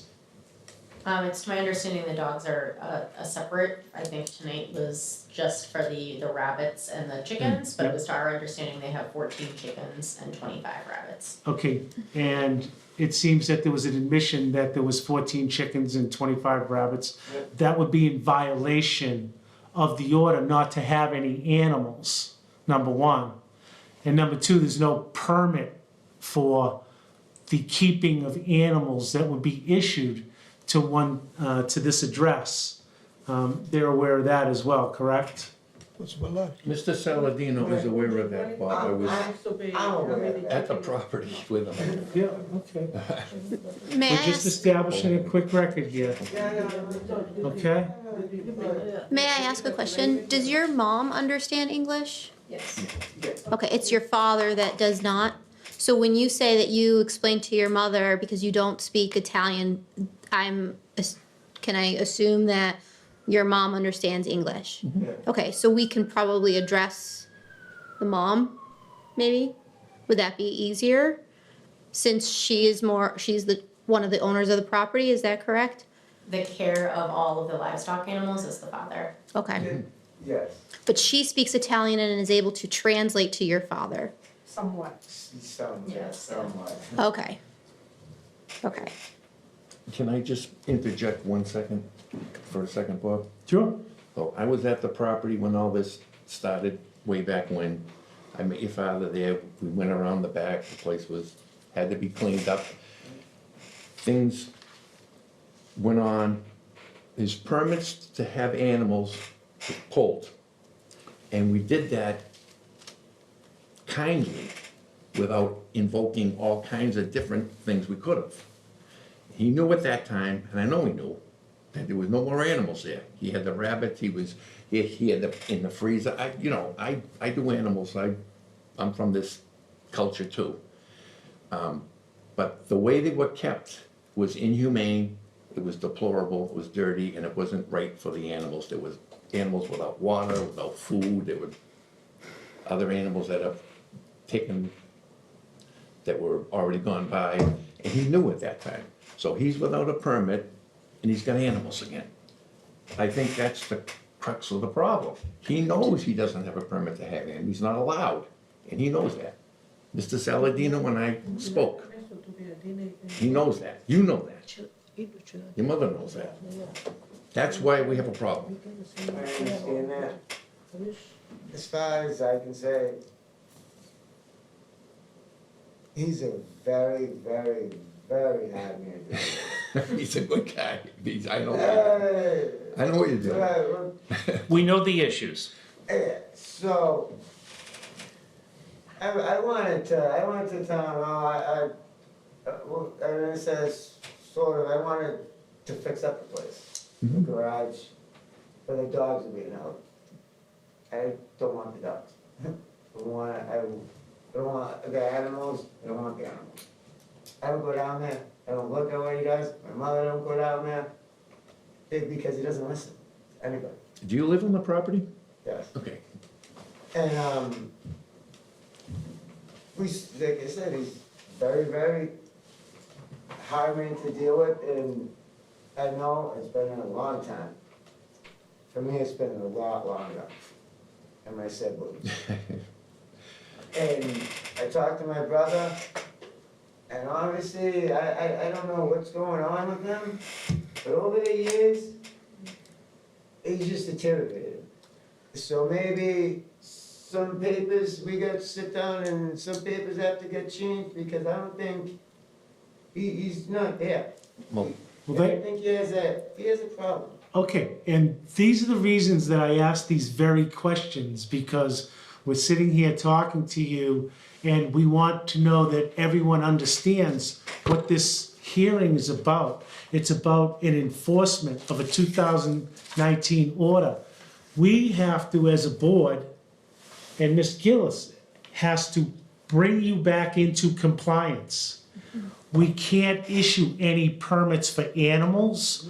We can't grant you any relief. All we can do is take the next step to bring you into compliance. Bringing you into compliance is exactly what's happening in the court right now with the two dogs. The only other thing that would happen is the board gets involved in the second phase of compliance, meaning that we have to go to the court to get you to take the animals off of the property. Okay? The animals can't be on the property. Right now, you have animals that need to be removed. You had surrendered your license. If you don't have a permit, you can't get a permit. So we have to remove the animals, bring you into compliance. Then you would be able to come back to this board and actually apply for a permit for the correct number of animals, not to exceed what's allowed under the permit. So you can see that we're in a position where we have to move forward because of the violation. And what I'm going to ask next is, what can be done about remedying the violation in the next 10 days? Easy question to ask, not an easy question to answer. So, I'm going to ask you, is there a home for these animals in the next 10 days? Dogs? Not the dogs are being dealt They're a with. separate issue, we'll talk with. Separate issue altogether. You guys are here to talk about the chickens and the rabbits and the. Can I just clarify one thing? Sure thing. Are they gone, yes or no? About the what? The chickens and the rabbits, are they gone? We understand The that. chickens are Because gone. they can't come, you said they could come forward for a permit, they can't, that's. We understand. Without compliance, there's no And we permit. did that in lieu of finding them to death. Buildings were supposed to be removed, so Finding they would them. come back. Let's get rid of the animals first. What? I didn't know. There's So he no, doesn't have any more chickens, and he only got 8 rabbits left. So even if there was no chickens, he still has 8 rabbits, and we have no permit for the rabbits. So are the rabbits being put back into the freezer? Are you eating the rabbits? Oh, yeah, you said, yeah. Okay. And how old are these rabbits, and how long would it take to remove the rabbits or have the rabbits? Maybe one more month is remove the rabbit too. Month? No, no, it's gonna be less than a month.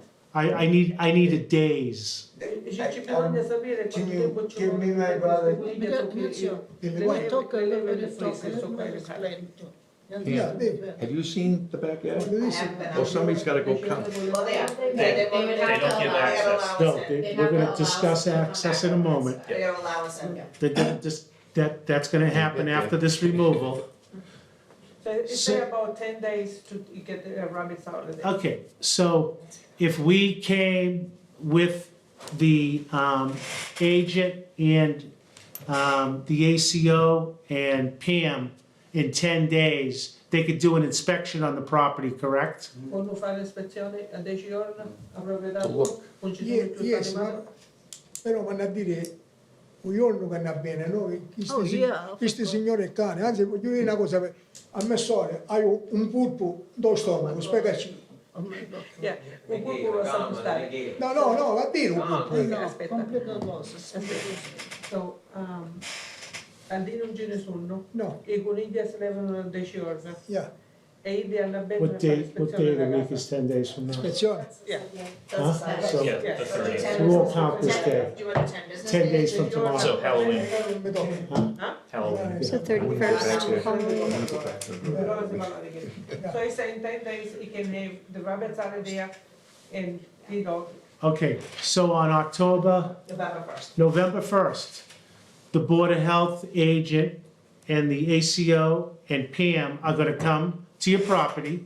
Yes. You're gonna allow them in to do an inspection.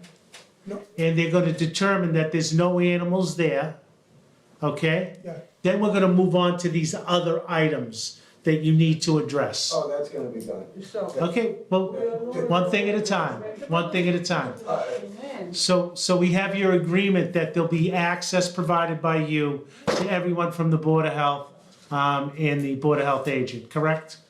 io l'1 di novembre vengo, Guarda, io l'1 di novembre vengo a fare l'ispezione, Yeah. tutte cose sono pulite, tutte cose sono levate. Ok. And the inspection would be in the backyard as well, just so that he is aware. E ispezionano a yard, e tutte cose. Yeah. Excuse me, what about my dogs? The That's little ones. different. Dogs, we're not talking about the dogs. That's being dealt with in another manner. We're just talking about rabbits and chickens right now. Just chicken And rabbit. you've already indicated that there's no chickens, so you're gonna be dealing with the rabbits by November 1st. There's going to be an inspection on November 1st to determine that you're in compliance with the animal portion of the order. The order also has portions that represent and reflect the buildings on the property. There are buildings that housed animals, okay? Part of the order was to remove those buildings. One of the reasons you still have animals is because the buildings have not been removed. We're not going to let that happen again. So, we're going to inspect the buildings on November 1st. We're going to mark the buildings on November 1st. Those buildings that are marked are going to be removed from the property. Or we have to go back through the process, okay? And we would prefer not to do that. We would prefer that you voluntarily comply with the order by removing the buildings. So we're gonna tag the buildings, so there's no confusion about what has to be removed, based on the August 24th, 2019. Yes, excuse me one second. But at that time, I spoke myself with the Board of Health, with Salt. So, and she said to me, what you said right now, to remove the building or the whatever, the call. She said, I'm gonna send somebody there and I mark which one gotta go down. But nobody show up for nothing. That's the way to sort of way. Well, That's the building department. that's the building department that would do that, but here we are as the Board of Health, we issued this order. What we're going to do now is identify the buildings that are going to go, the ones that house animals, not other buildings that are related to the building department, the ones that are housing animals. We're gonna tag them. What's that? It says something, funnel or chicken, or it's one of, I don't know if it's 4 or 5. What is that exactly? Clean up around the kennel run. You say that again? Number 4 on this new one, it says clean up area around the kennel run. Yeah, what is it? That's the dog pen. That's where the Oh, area so he keeps the yeah. garage and everything. So we're gonna go on to number 3. After the buildings are tagged, you need to get a dumpster, a contractor, or someone else in there to assist you in removing the buildings and the structures. Can we do this before? You can do it before, but I would prefer that Pam and the health agent have access to the property. If you wanted to move them before, they still need to tag them. They still need to take an inventory of what's being removed. So if you're gonna remove a building or a structure, I'd just as soon have you allow the Board of Health to visit the property, take an inventory, tag it, take a few pictures of what they need to do, so that when they come back, they can show you that you're in compliance. Is that okay? Yes. Yeah, 'cause you can't remove, The same buildings, I'm assuming are there any new buildings that they put up? So it's the same buildings, it's like just From two. what I know. There's 3, I mean, yes. whatever, I don't know, like I said, I'm going down here, so. Yeah, there's 3. I went down there We should have today, pictures of so those it's from right before, so we can go early. right, so we wanna make sure that the rabbits go first before the housing for the rabbits Comes down. down after. So we don't wanna have the housing for the rabbits taken out early, because where the rabbits then stay. No, that, no. So that's why we have the order of animals, then the housing. And another question is. Well, let me finish this up, and then we'll have this discussion back and forth, and we can clarify the order. So we already have the removal of the rabbits. We already have the fact that the Board of Health and their agents are coming in to identify the buildings. That you're going to get a contractor or a dumpster in order to remove the buildings that were to be removed under the August 8th, 2019 order.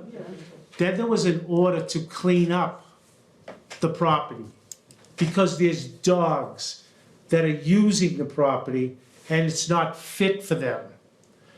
While the dumpster's there or while the contractor's there, this cleanup should occur.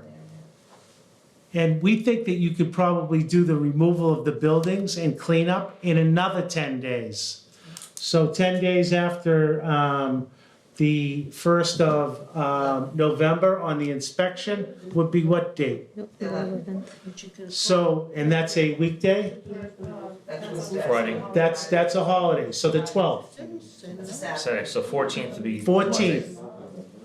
All of the buildings, all of the grounds will be cleaned up by November 14th. So, by November 1st, the rabbits will be gone. By November 14th, the structures will be gone and the area will be cleaned up around the kennels. Do you understand? This is gonna be in writing. You're gonna get a copy of this, Okay. okay? You're gonna get a copy of this. Okay. Is your father gonna let you do this? Where is she going to my brother? We're sleeping out in the street, doesn't matter, those structures are coming down, they're gone. Okay, Simple as that. so there are piles of fill and other debris there, is that correct? We haven't seen the backyard. That, I think, Abbiamo dato- yeah, I think the main thing, maybe once we go out, maybe then additional things can come once we actually have our, it's silly to like make assumptions if we're not actually seeing it. That's a good point. So this is what we're going to do. He's not agreeing. We're going to issue the original order 14th. for November 1st and November 14th. We're gonna get all of that clean. They're gonna go in on the 1st and the 14th and inspect the property. If there are other violations related to this order, they're gonna note the violations. We're going to amend the order and have you comply with the order. And what we'll do is we'll have you back here at the next scheduled meeting, which is The 17th. the 17th. So, November 1st, November 14th, return here November 17th.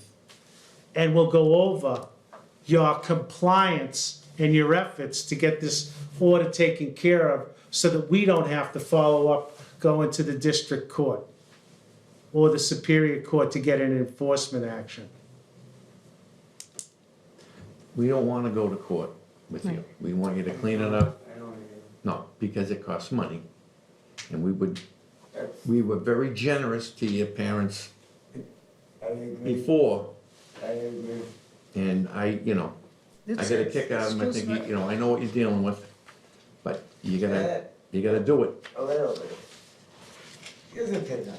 No, I got one 94 years old at home. I'll guarantee you I know what you're talking about. No, Guarantee you. I mean, he doesn't pay taxes, he Mhm. doesn't pay the bills, he doesn't pay nothing. My No. mother pays everything. Yeah, If he was to live by himself, if he slipped a water bill in front of him, he would not be able to fill that out. He knows how to drive there and drop off the money, Yeah. but he cannot fill out a water bill and go make a check and send it to the water company. He can't Because, do that. excuse me, because I used to do everything. yeah. So he doesn't write English, he doesn't speak English. Yeah. So I take care of It all sounds this like you folks are committed to helping him come into compliance with this order. This is exactly what we wanted to hear, that there's 3 loving individuals that are going to help him come into compliance with this order. You're on the order as well, so I know that you're gonna do your best to do it. And I know your son's gonna do the best to try to bring you into compliance. But in order for us to, I can only talk. She only cares about the dog. She only cares about the You dog. know why me don't speak English? She doesn't like your butter dog. Because me working with Italian people, over here don't understand nobody me, and me don't understand nobody. Just to me work and take the money, work and the money, well, pay. Me have just the hobby, the sport, go hunt, have 2 dog. When you go hunt and you have a dog, don't enjoy because not see nothing. No go to the room, no go every place. I like just this, I like the animal. Me, the morning, 5 o'clock, wake up, I see the animal, clean animal, put the food, everything, the animal. Go back over here, go back. Ma quando me take the animal, me take everything. Me lose everything, lose the brains, lose everything. well, I just wanna say one other thing. That this order that we had back in 2019, it was without prejudice. Meaning that if you complied with this, you could then apply to the Board of Health for the correct permits. We didn't say that you couldn't. Yeah. We didn't say that you couldn't do this. We said that you had to come into compliance and then make application to the board. That's what we're looking for you to do. This, I'm sorry, this is a mistake, but not me. The Susie, because when me ask Susie, she said the permesso dice per 12 chicken, 14 chicken, dice un anello non ho permesso per io. A me, ma però giusto con the mouth, no the paper. I understand. Understand me? I understand. But no have the professional because me have the problem che the egg the store, se me I like to eat the egg. E quando mi eat the egg the store, everything is. Yeah. Invece me eat the egg organic, no eat nothing. But Well, we're gonna do this. We're gonna get you into compliance. The order is without prejudice. You could come back in and apply for the correct permits with the correct number of animals. There is nothing preventing that. The dog issues are not in our purview. They're not part of our discussion here. It's the chickens, the rabbits, the buildings, the cleanup. Those are the things that we're talking about here this evening. Very limited. November 1st, November 14th, back here on the 17th, we're going to write an order that's amenable by a report from the director. And if we need to amend that order, we'll amend it on the 17th, the next time we're back here. Let me amend it. If there is something left undone, Add to it. we will add to Add the or order. change. They go in and the structures are down and there's other things that they see that need to be changed, they can add. So adding or changing. So I think that you guys all understand what we're going to do and what your responsibilities are under this order, to avoid any fines, to avoid any further action in the court, okay? Mr. Saladino, first thing, clean it up. yeah, Then you apply for the permit, they come look at it, they tell you what you can do, one at a time. But first, clean it out. You never cleaned it out, you gotta clean it out. we start the next week. All right, We clean. all right. Don't make it before. All right, I see this gentleman, he's stood up. Why don't you identify yourself, just so, This is my husband, what's his name? Yeah. Fingo. Okay, Franco. I meet you. Nice to meet you too. The buildings. I watch. Yeah. That they have to pull them out completely. They have to pull out the ones that are identified on this order. They're gonna get tagged, and they have to be removed, They have to remove. out. They'll be marked. They'll be marked, and they gotta go. Well, I'll talk to them first and talk to them. They want to mark, yeah. Do you have access to someone that can provide a dumpster or something? Yes, that we do. You do, okay. Yeah. So we don't have to worry about If I don't have that. access, I will make that. First, So- I'm gonna pass it along to the rest of the board in case they have any questions for you, okay? So that we can make sure that the order is cleared. Mr. Chairman? No, I think I would just echo that all we're trying to make sure is that things are made correct, and then start off with a clean slate. Right. And you're more than welcome to come back if you choose to have animals and have the proper housing and go through the normal step. All this does not prevent you from coming back before us. We just want to make sure everything gets cleaned up. Mr. Rue? All the old buildings, when I was there 5 years ago, were basically needed to be torn down and removed. They had their tops over the top of them, they had pallets in there, and they were junk. You gotta clear that all out, and then you start again, and then you have what you want. Ms. Braga? Not what you want, what he wants. Right. I think, the whole thing with this is communication and understanding that I understand that you want these things and that's your joy. However, there is a way to do it. And so you have to go through the right means and how it's supposed to be done so that you can get that joy back and you can do the things appropriately, Yeah. correctly. Yeah, try the best. Yes. However, there are, Tell me the borreta, tell me everybody. I understand. I don't like it. Well, so you don't like it, you don't like this, you don't like this. But there are laws and there are regulations that you need to follow. And if you don't understand those, you need to go to the town to get that information, which I believe we've already given you that information. So you need to follow those so then you can keep those animals correctly. And then you won't have to come here. We don't have to have this and we're all set. Does that make sense? So if you, we're not trying to take anything away, we're just having you do it the correct way, the way that it was set and written as a law, per se, as a regulation. So you have to follow those standards because it is for the public health and also the health of the animals. So we want to make sure that everything is in order and correct so that everyone is happy. You can have your joy back, the animals can be fine, all of that. So we just have to do it in the steps that are appropriate, Okay. okay? I'm sorry, Robert, and Mr. Scarano, you Sure. stated that as long as we comply, the fees and charges will be waived. We haven't made that determination yet because you have a lot of work in front of you.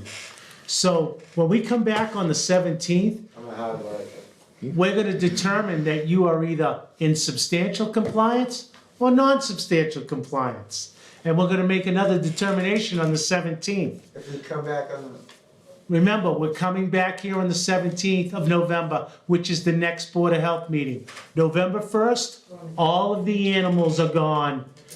and they're coming to the house, They're Yes. coming to the house. November 1st, and they're gonna check everything. They're going to mark the buildings that have to go by November 14th. Start work November 1st. Then they're gonna visit again on the 14th, they're gonna write up a report. We're all gonna be back here on the 17th to see how well you did. Yeah, I know. And I guess the way to answer your question indirectly is that the board will look very favorably if you meet these deadlines. So read between the lines. We think that you could accomplish these goals. We think we've set reasonable times for you to do it. And if you can comply with those reasonable times, we will be taking that into consideration on any further action. That's all we can say. Because ultimately, if you folks have to pay money, we'd rather go towards getting the dumpster, getting everything made correct. I have a stepdaughter that made national volleyballs and makes $4,000, and if I don't make a payment in an hour, she loses a spot. Well, listen, we're not gonna hold you here any longer, but what we are gonna tell you is that this order, this enforcement order from August of 2019 is gonna be rewritten with new dates so that you can perform on those dates. It's going to reference the time that these folks are going to show up on your property, and they can show up at any time. It's not just on the 1st and the 14th. We have the ability to go on your property because there's an enforcement order. The fact that you had a permit allows us, as a board and as agents, to go on your property and determine compliance, okay? They will be very sensitive of your needs. They will stay in touch with you, and I suggest that you stay in touch with them to get this done. Okay? Could you tell him that the next step, was it, no, the dogs? Oh, Dogs have nothing Dogs to are do with separate. this. This is just- November 1st, you have to have all the animals off the property. They know they made a statement. Chickens and about- rabbits. The chicken. Chickens and rabbits only. Chickens Yeah, and no, rabbits. no. You made a comment saying that, Lo que asuste if it no doesn't, vende. with the dogs that it's going. No. I just want to make clear that there is a court action associated with the dogs. We do not want to follow that court action as a Board of Health. We want you to self-enforce this order. They're two different issues. Two different issues. We don't deal with them. Completely, we're waiting on paperwork, and the court does nothing filed in court of it. But it has to go with them. Just in regards to his dogs, yes, we had to pull the agreement that was made in court. Okay. Okay? So, will we be able to get this order written up for tomorrow with these dates so that they will be able to understand what portions of the August 2019 order is being enforced and what the threshold dates that they have to perform? So don't touch anything. The thing you saw with the fence was, it was just metal. They scrapped some metal and guy gave it to me, and that goes every week though. I think you have a very good understanding Yeah, what has that to you can go. continue your current operations, but you have to meet the enforcement deadlines. Those 5 to, That's correct. And it's gonna be in writing and submitted back to you, so you'll be able to explain to everybody exactly what it means. And it should be ready, I would say, by tomorrow, is that? It'll be ready by tomorrow. It's gonna be mailed to you one way or the other, but you can come down and pick it up as well. So I'll be here like Friday. So the other thing I was just gonna add is, might it be worth to get their mailing addresses so that they get copies too, since they're sort of translating? I think you should write your addresses down on the sign-in sheet. I got my address. All right, any address, anybody that wants a copy of this, they should write the address down on the sign-in sheet. So, you'll get a courtesy copy of it. Sounds like everybody's at the same address though. Yeah, these guys are all together, Yeah. they'll get a copy as well. You'll get a Okay. copy if you put your address down. Thank you for helping them. I want to spend a long time. Yeah. Long time. Yeah, diciamo l'indirizzo. Are you folks okay going on the property? Yeah. If you need me, call me. Okay. I've been up there before. Is there any other comments from the board members? No, I just look forward to hearing Mr. Chairman? all the things. No, just that we'll have you on the agenda for The 17th. follow-up on the 17th of November. So I'm gonna turn the hearing back over to the chairman. Thank you for handling that. Yes. So that's everything we had tonight, so orders will be written up, you'll be able to pick up a copy, they'll be mailed to you, and we hope that you can meet the deadlines.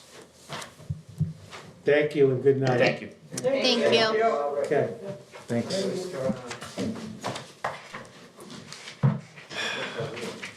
Director reports. Yes, you are. Good Good night. night. Night. Good night. Night. Thank you. Thank you. So, Good night. is there any update you can share with us on our other, So on Marston Street, a letter was sent to Dennis and Tina regarding the animals that are on their property without a permit and the ongoing fines. Our town council, Kevin Feely, was able to speak with Attorney Bornstein, which is one of the attorneys representing, I believe that's technically Dennis's counsel, but through Tina is representing Dennis. And there's ongoing court cases regarding the power of attorney at that property, which has a lot to do with the power of removing the animals that are there without a permit. So that is currently in court. And once that's sorted out, it's my understanding those animals should be removed. Unless they were to find housing before. What's left there? The horses? I believe it's 2 ponies and a goat, 2 goats? and then those ducks or chickens that could be rounded up from the slaughter chain? There's If they're still very, there. very limited, the last time we were there, we maybe saw one. They probably all got I fucked think- up by I was now. gonna Yeah. say, wildlife was taken Yeah. over or something. It's been a buffet. Yeah. It's very overgrown there as well. I drove down Cinnamon Circle, from what I can see. But the horses are cared for, they're healthy looking? From the times that we visited the property, they actually have adequate hay supply for them for the first time in Good. years. Jeez.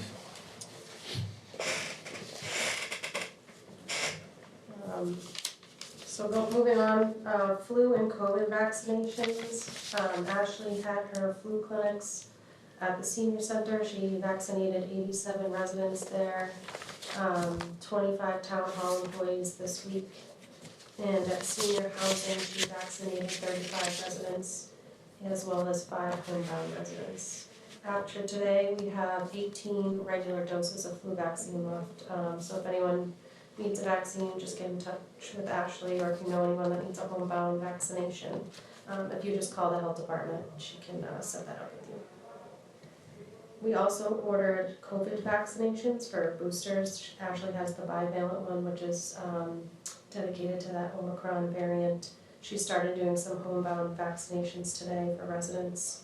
And there's a COVID booster clinic at the senior center on November 4th. So if anyone wants to sign up, they can call Ashley or the senior center. COVID tests, so we received 8,000 COVID test kits from the state. They're downstairs in a chair outside the nurse's office where residents can come in and grab some if they're in need. as well as if they call and they need them dropped off at their house, Ashley's been doing that as well. So I know Ray mentioned the permitting system, so currently, right now, we're in permit renewal season for food, which has to be renewed by December 1st, and if not, they get charged a double fee. So we are transitioning to a new permitting system called OpenGov. This will be an online permitting system where residents are able to apply for permits, renewals, any kind of permits online, and that their payment will be through online and they can see the whole process online. They're able to talk to town staff, see what's holding them up, ask questions. So that would be a more comprehensive for the residents when that goes into effect.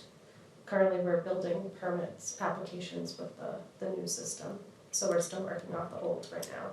If I can just add on to that, the comments from the member that's not here tonight, been more regards to, or that when you have a food establishment renewal, there's an awful lot of paperwork that goes with it. And given the fact that there's a doubling of the fine if they're late by a day, the mail has gotten slower and slower now. With the Tewksbury Post Office soon to be closing, that's going to be even slower for getting mail sorted. So, yeah, Closing the mail post sorting offices. piece is going to be done regionally. Great. Regionally means North Reading. So it's gotta go to North Reading first before it goes anywhere. So,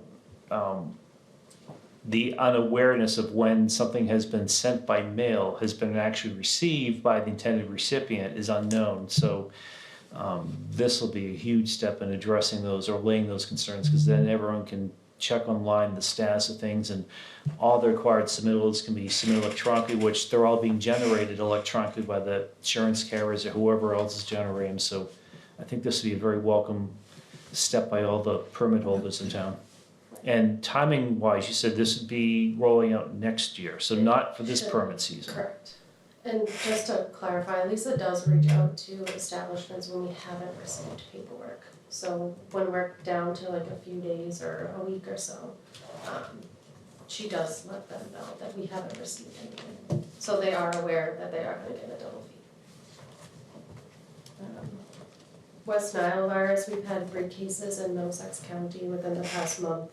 Just so people are aware, until it goes below 32 degrees, you can still be susceptible to mosquito bites. Regional inspector, we had a new inspector start today. Her name's Ariel Castro. She works every other Wednesday, Thursdays, and Fridays, 8:30 to 4:30. She came to us from the Army. She actually did food inspections in the Army, so it's a different code, but she's pretty well versed already. So we're excited to have her start. And she's replacing Vincent Gu, who were both funded by the Tri-Town, or the Bill Ricker Tingsboro Tewksbury Health Grant. Public Health Excellence Grant, correct. Okay. Yeah, so she works part here and part in Tingsboro, and then if needed, Chelmsford and Fairfield, which they're pretty well staffed, so mostly here in Tingsboro. And then the final thing is the closure of the Jade East. So on Tuesday, myself, the building department, and the fire department had to go down there, as building and fire have had ongoing inspections there. And they had some concerns, so they invited us to go back on one of their several inspections to get compliance. And there were many food code violations as well as building and fire concerns. So we all collectively closed the establishment, and we have been working with the owners. Today, we went down there, all departments again, to talk to the owners about what is required to reopen. So I can only speak for the health department side, where we want a food safety consultant, which we have done in the past. They were in agreement. They actually have already started working with one, so they have shown that they want to comply. It's just common problems that we've been having, and we closed them a year ago for similar issues, and it hasn't improved. So we're hoping with this route that it can come back to standards and not make the public at risk. So we will be working with them, and then until all departments are satisfied with the status of the establishment, then we'll reopen them. But we're not gonna slowly, one by one, say we're okay, it's a collective group effort. So I know there's building and fire issues, especially related to, they don't, obviously no one wants a fire there, so we're just working as a team to get the business back open safely. And that's all I have. And that they did receive a letter today. They did, and I had a letter signed with the owner, and I sent that over to the consultant that is working with them. So I went over that with them, I sent you guys all the paperwork probably a few hours before the meeting, so. Okay, and then just for residents, if they're still watching us, one of the things in that letter is the opportunity for the aggrieved party to request a hearing before the board with regards to your closure notice. Correct. So we're waiting for them to see if they do want to have a hearing before us or not. But I'm glad that you were working proactively with them to get the health consultant on board, because that saves time for them coming before us and we issuing the same decision. Correct. So any board member questions on that location? No, not at this time. Thank you for the info. Yeah, this is one of these odd ones that these things always tend to happen like the week before we have a meeting. And because they weren't coming before us, and it was a multi-jurisdictional closure, I guess the best way of putting it, figured let everyone do their pieces, and so it was more of an informational. There were pitches you gave us, I didn't want to share them tonight because they're not here and you're trying to do this more internally. It sounds like so far the internal process from all the involved departments is at least starting off on the right track. Yes. And receptive by the owners. Yep. Okay. So, last thing I just want to bring up, I know I've been talking about trying to get themes to different meetings, and one of the themes that I think might be good, maybe we can look at for next month, and maybe you can chime in on this, Shannon, is to have the topic of hoarding, and sort of have folks come in that can sort of address us as well as the residents about when a hoarding case becomes aware of what are the resources that are typically used, and any other remedies or solutions to the issues. So actually, now that you bring that up, we are part of this tri-town, or I think they actually call it multi-town hoarding and response group. It's based out of Chelmsford. There's, I believe, 9 towns there, and they've just received a grant for $50,000 for hoarding. So Ashley's been attending those meetings, which are monthly, and so now each community will have some funds when problems like this arise. Yeah, I think it'd be good for families of those that may have elders that are hoarding, that are not sure what to do, and I think it'd be very informative for a wider range of residents, as well as addressing the issues you were talking to me about earlier today. Some of those issues were just a effect. We have obviously a housing crisis, and people are moving in and out of apartments. Sometimes that's a result of an eviction. Sometimes evictions don't go the full route where housing deficiencies are reported to the Board of Health. So these places get relet with violations. They're not addressed by the court because they weren't raised in the court. We just want to put people on notice that we are here. Housing violations are, habitability issues are part of the board's purview. And if you're moving into an apartment, take care, make sure you fill out that statement of conditions, and make sure that the apartment is habitable so you don't run into a problem down the road. These are some of the things that we'll be talking about in the future, dedicated to a small portion of the meeting.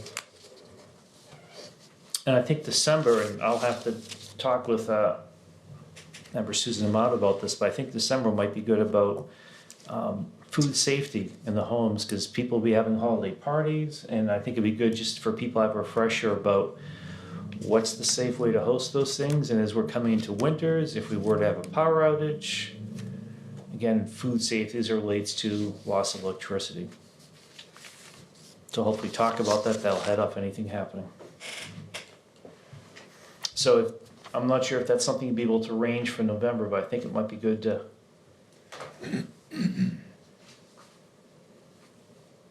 see if we can get folks in to talk to us, whether it's Ashley or someone from the senior center or.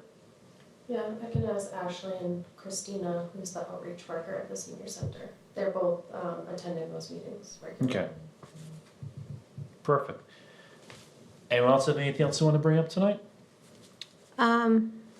So I met with the Wellness Committee on October 5th.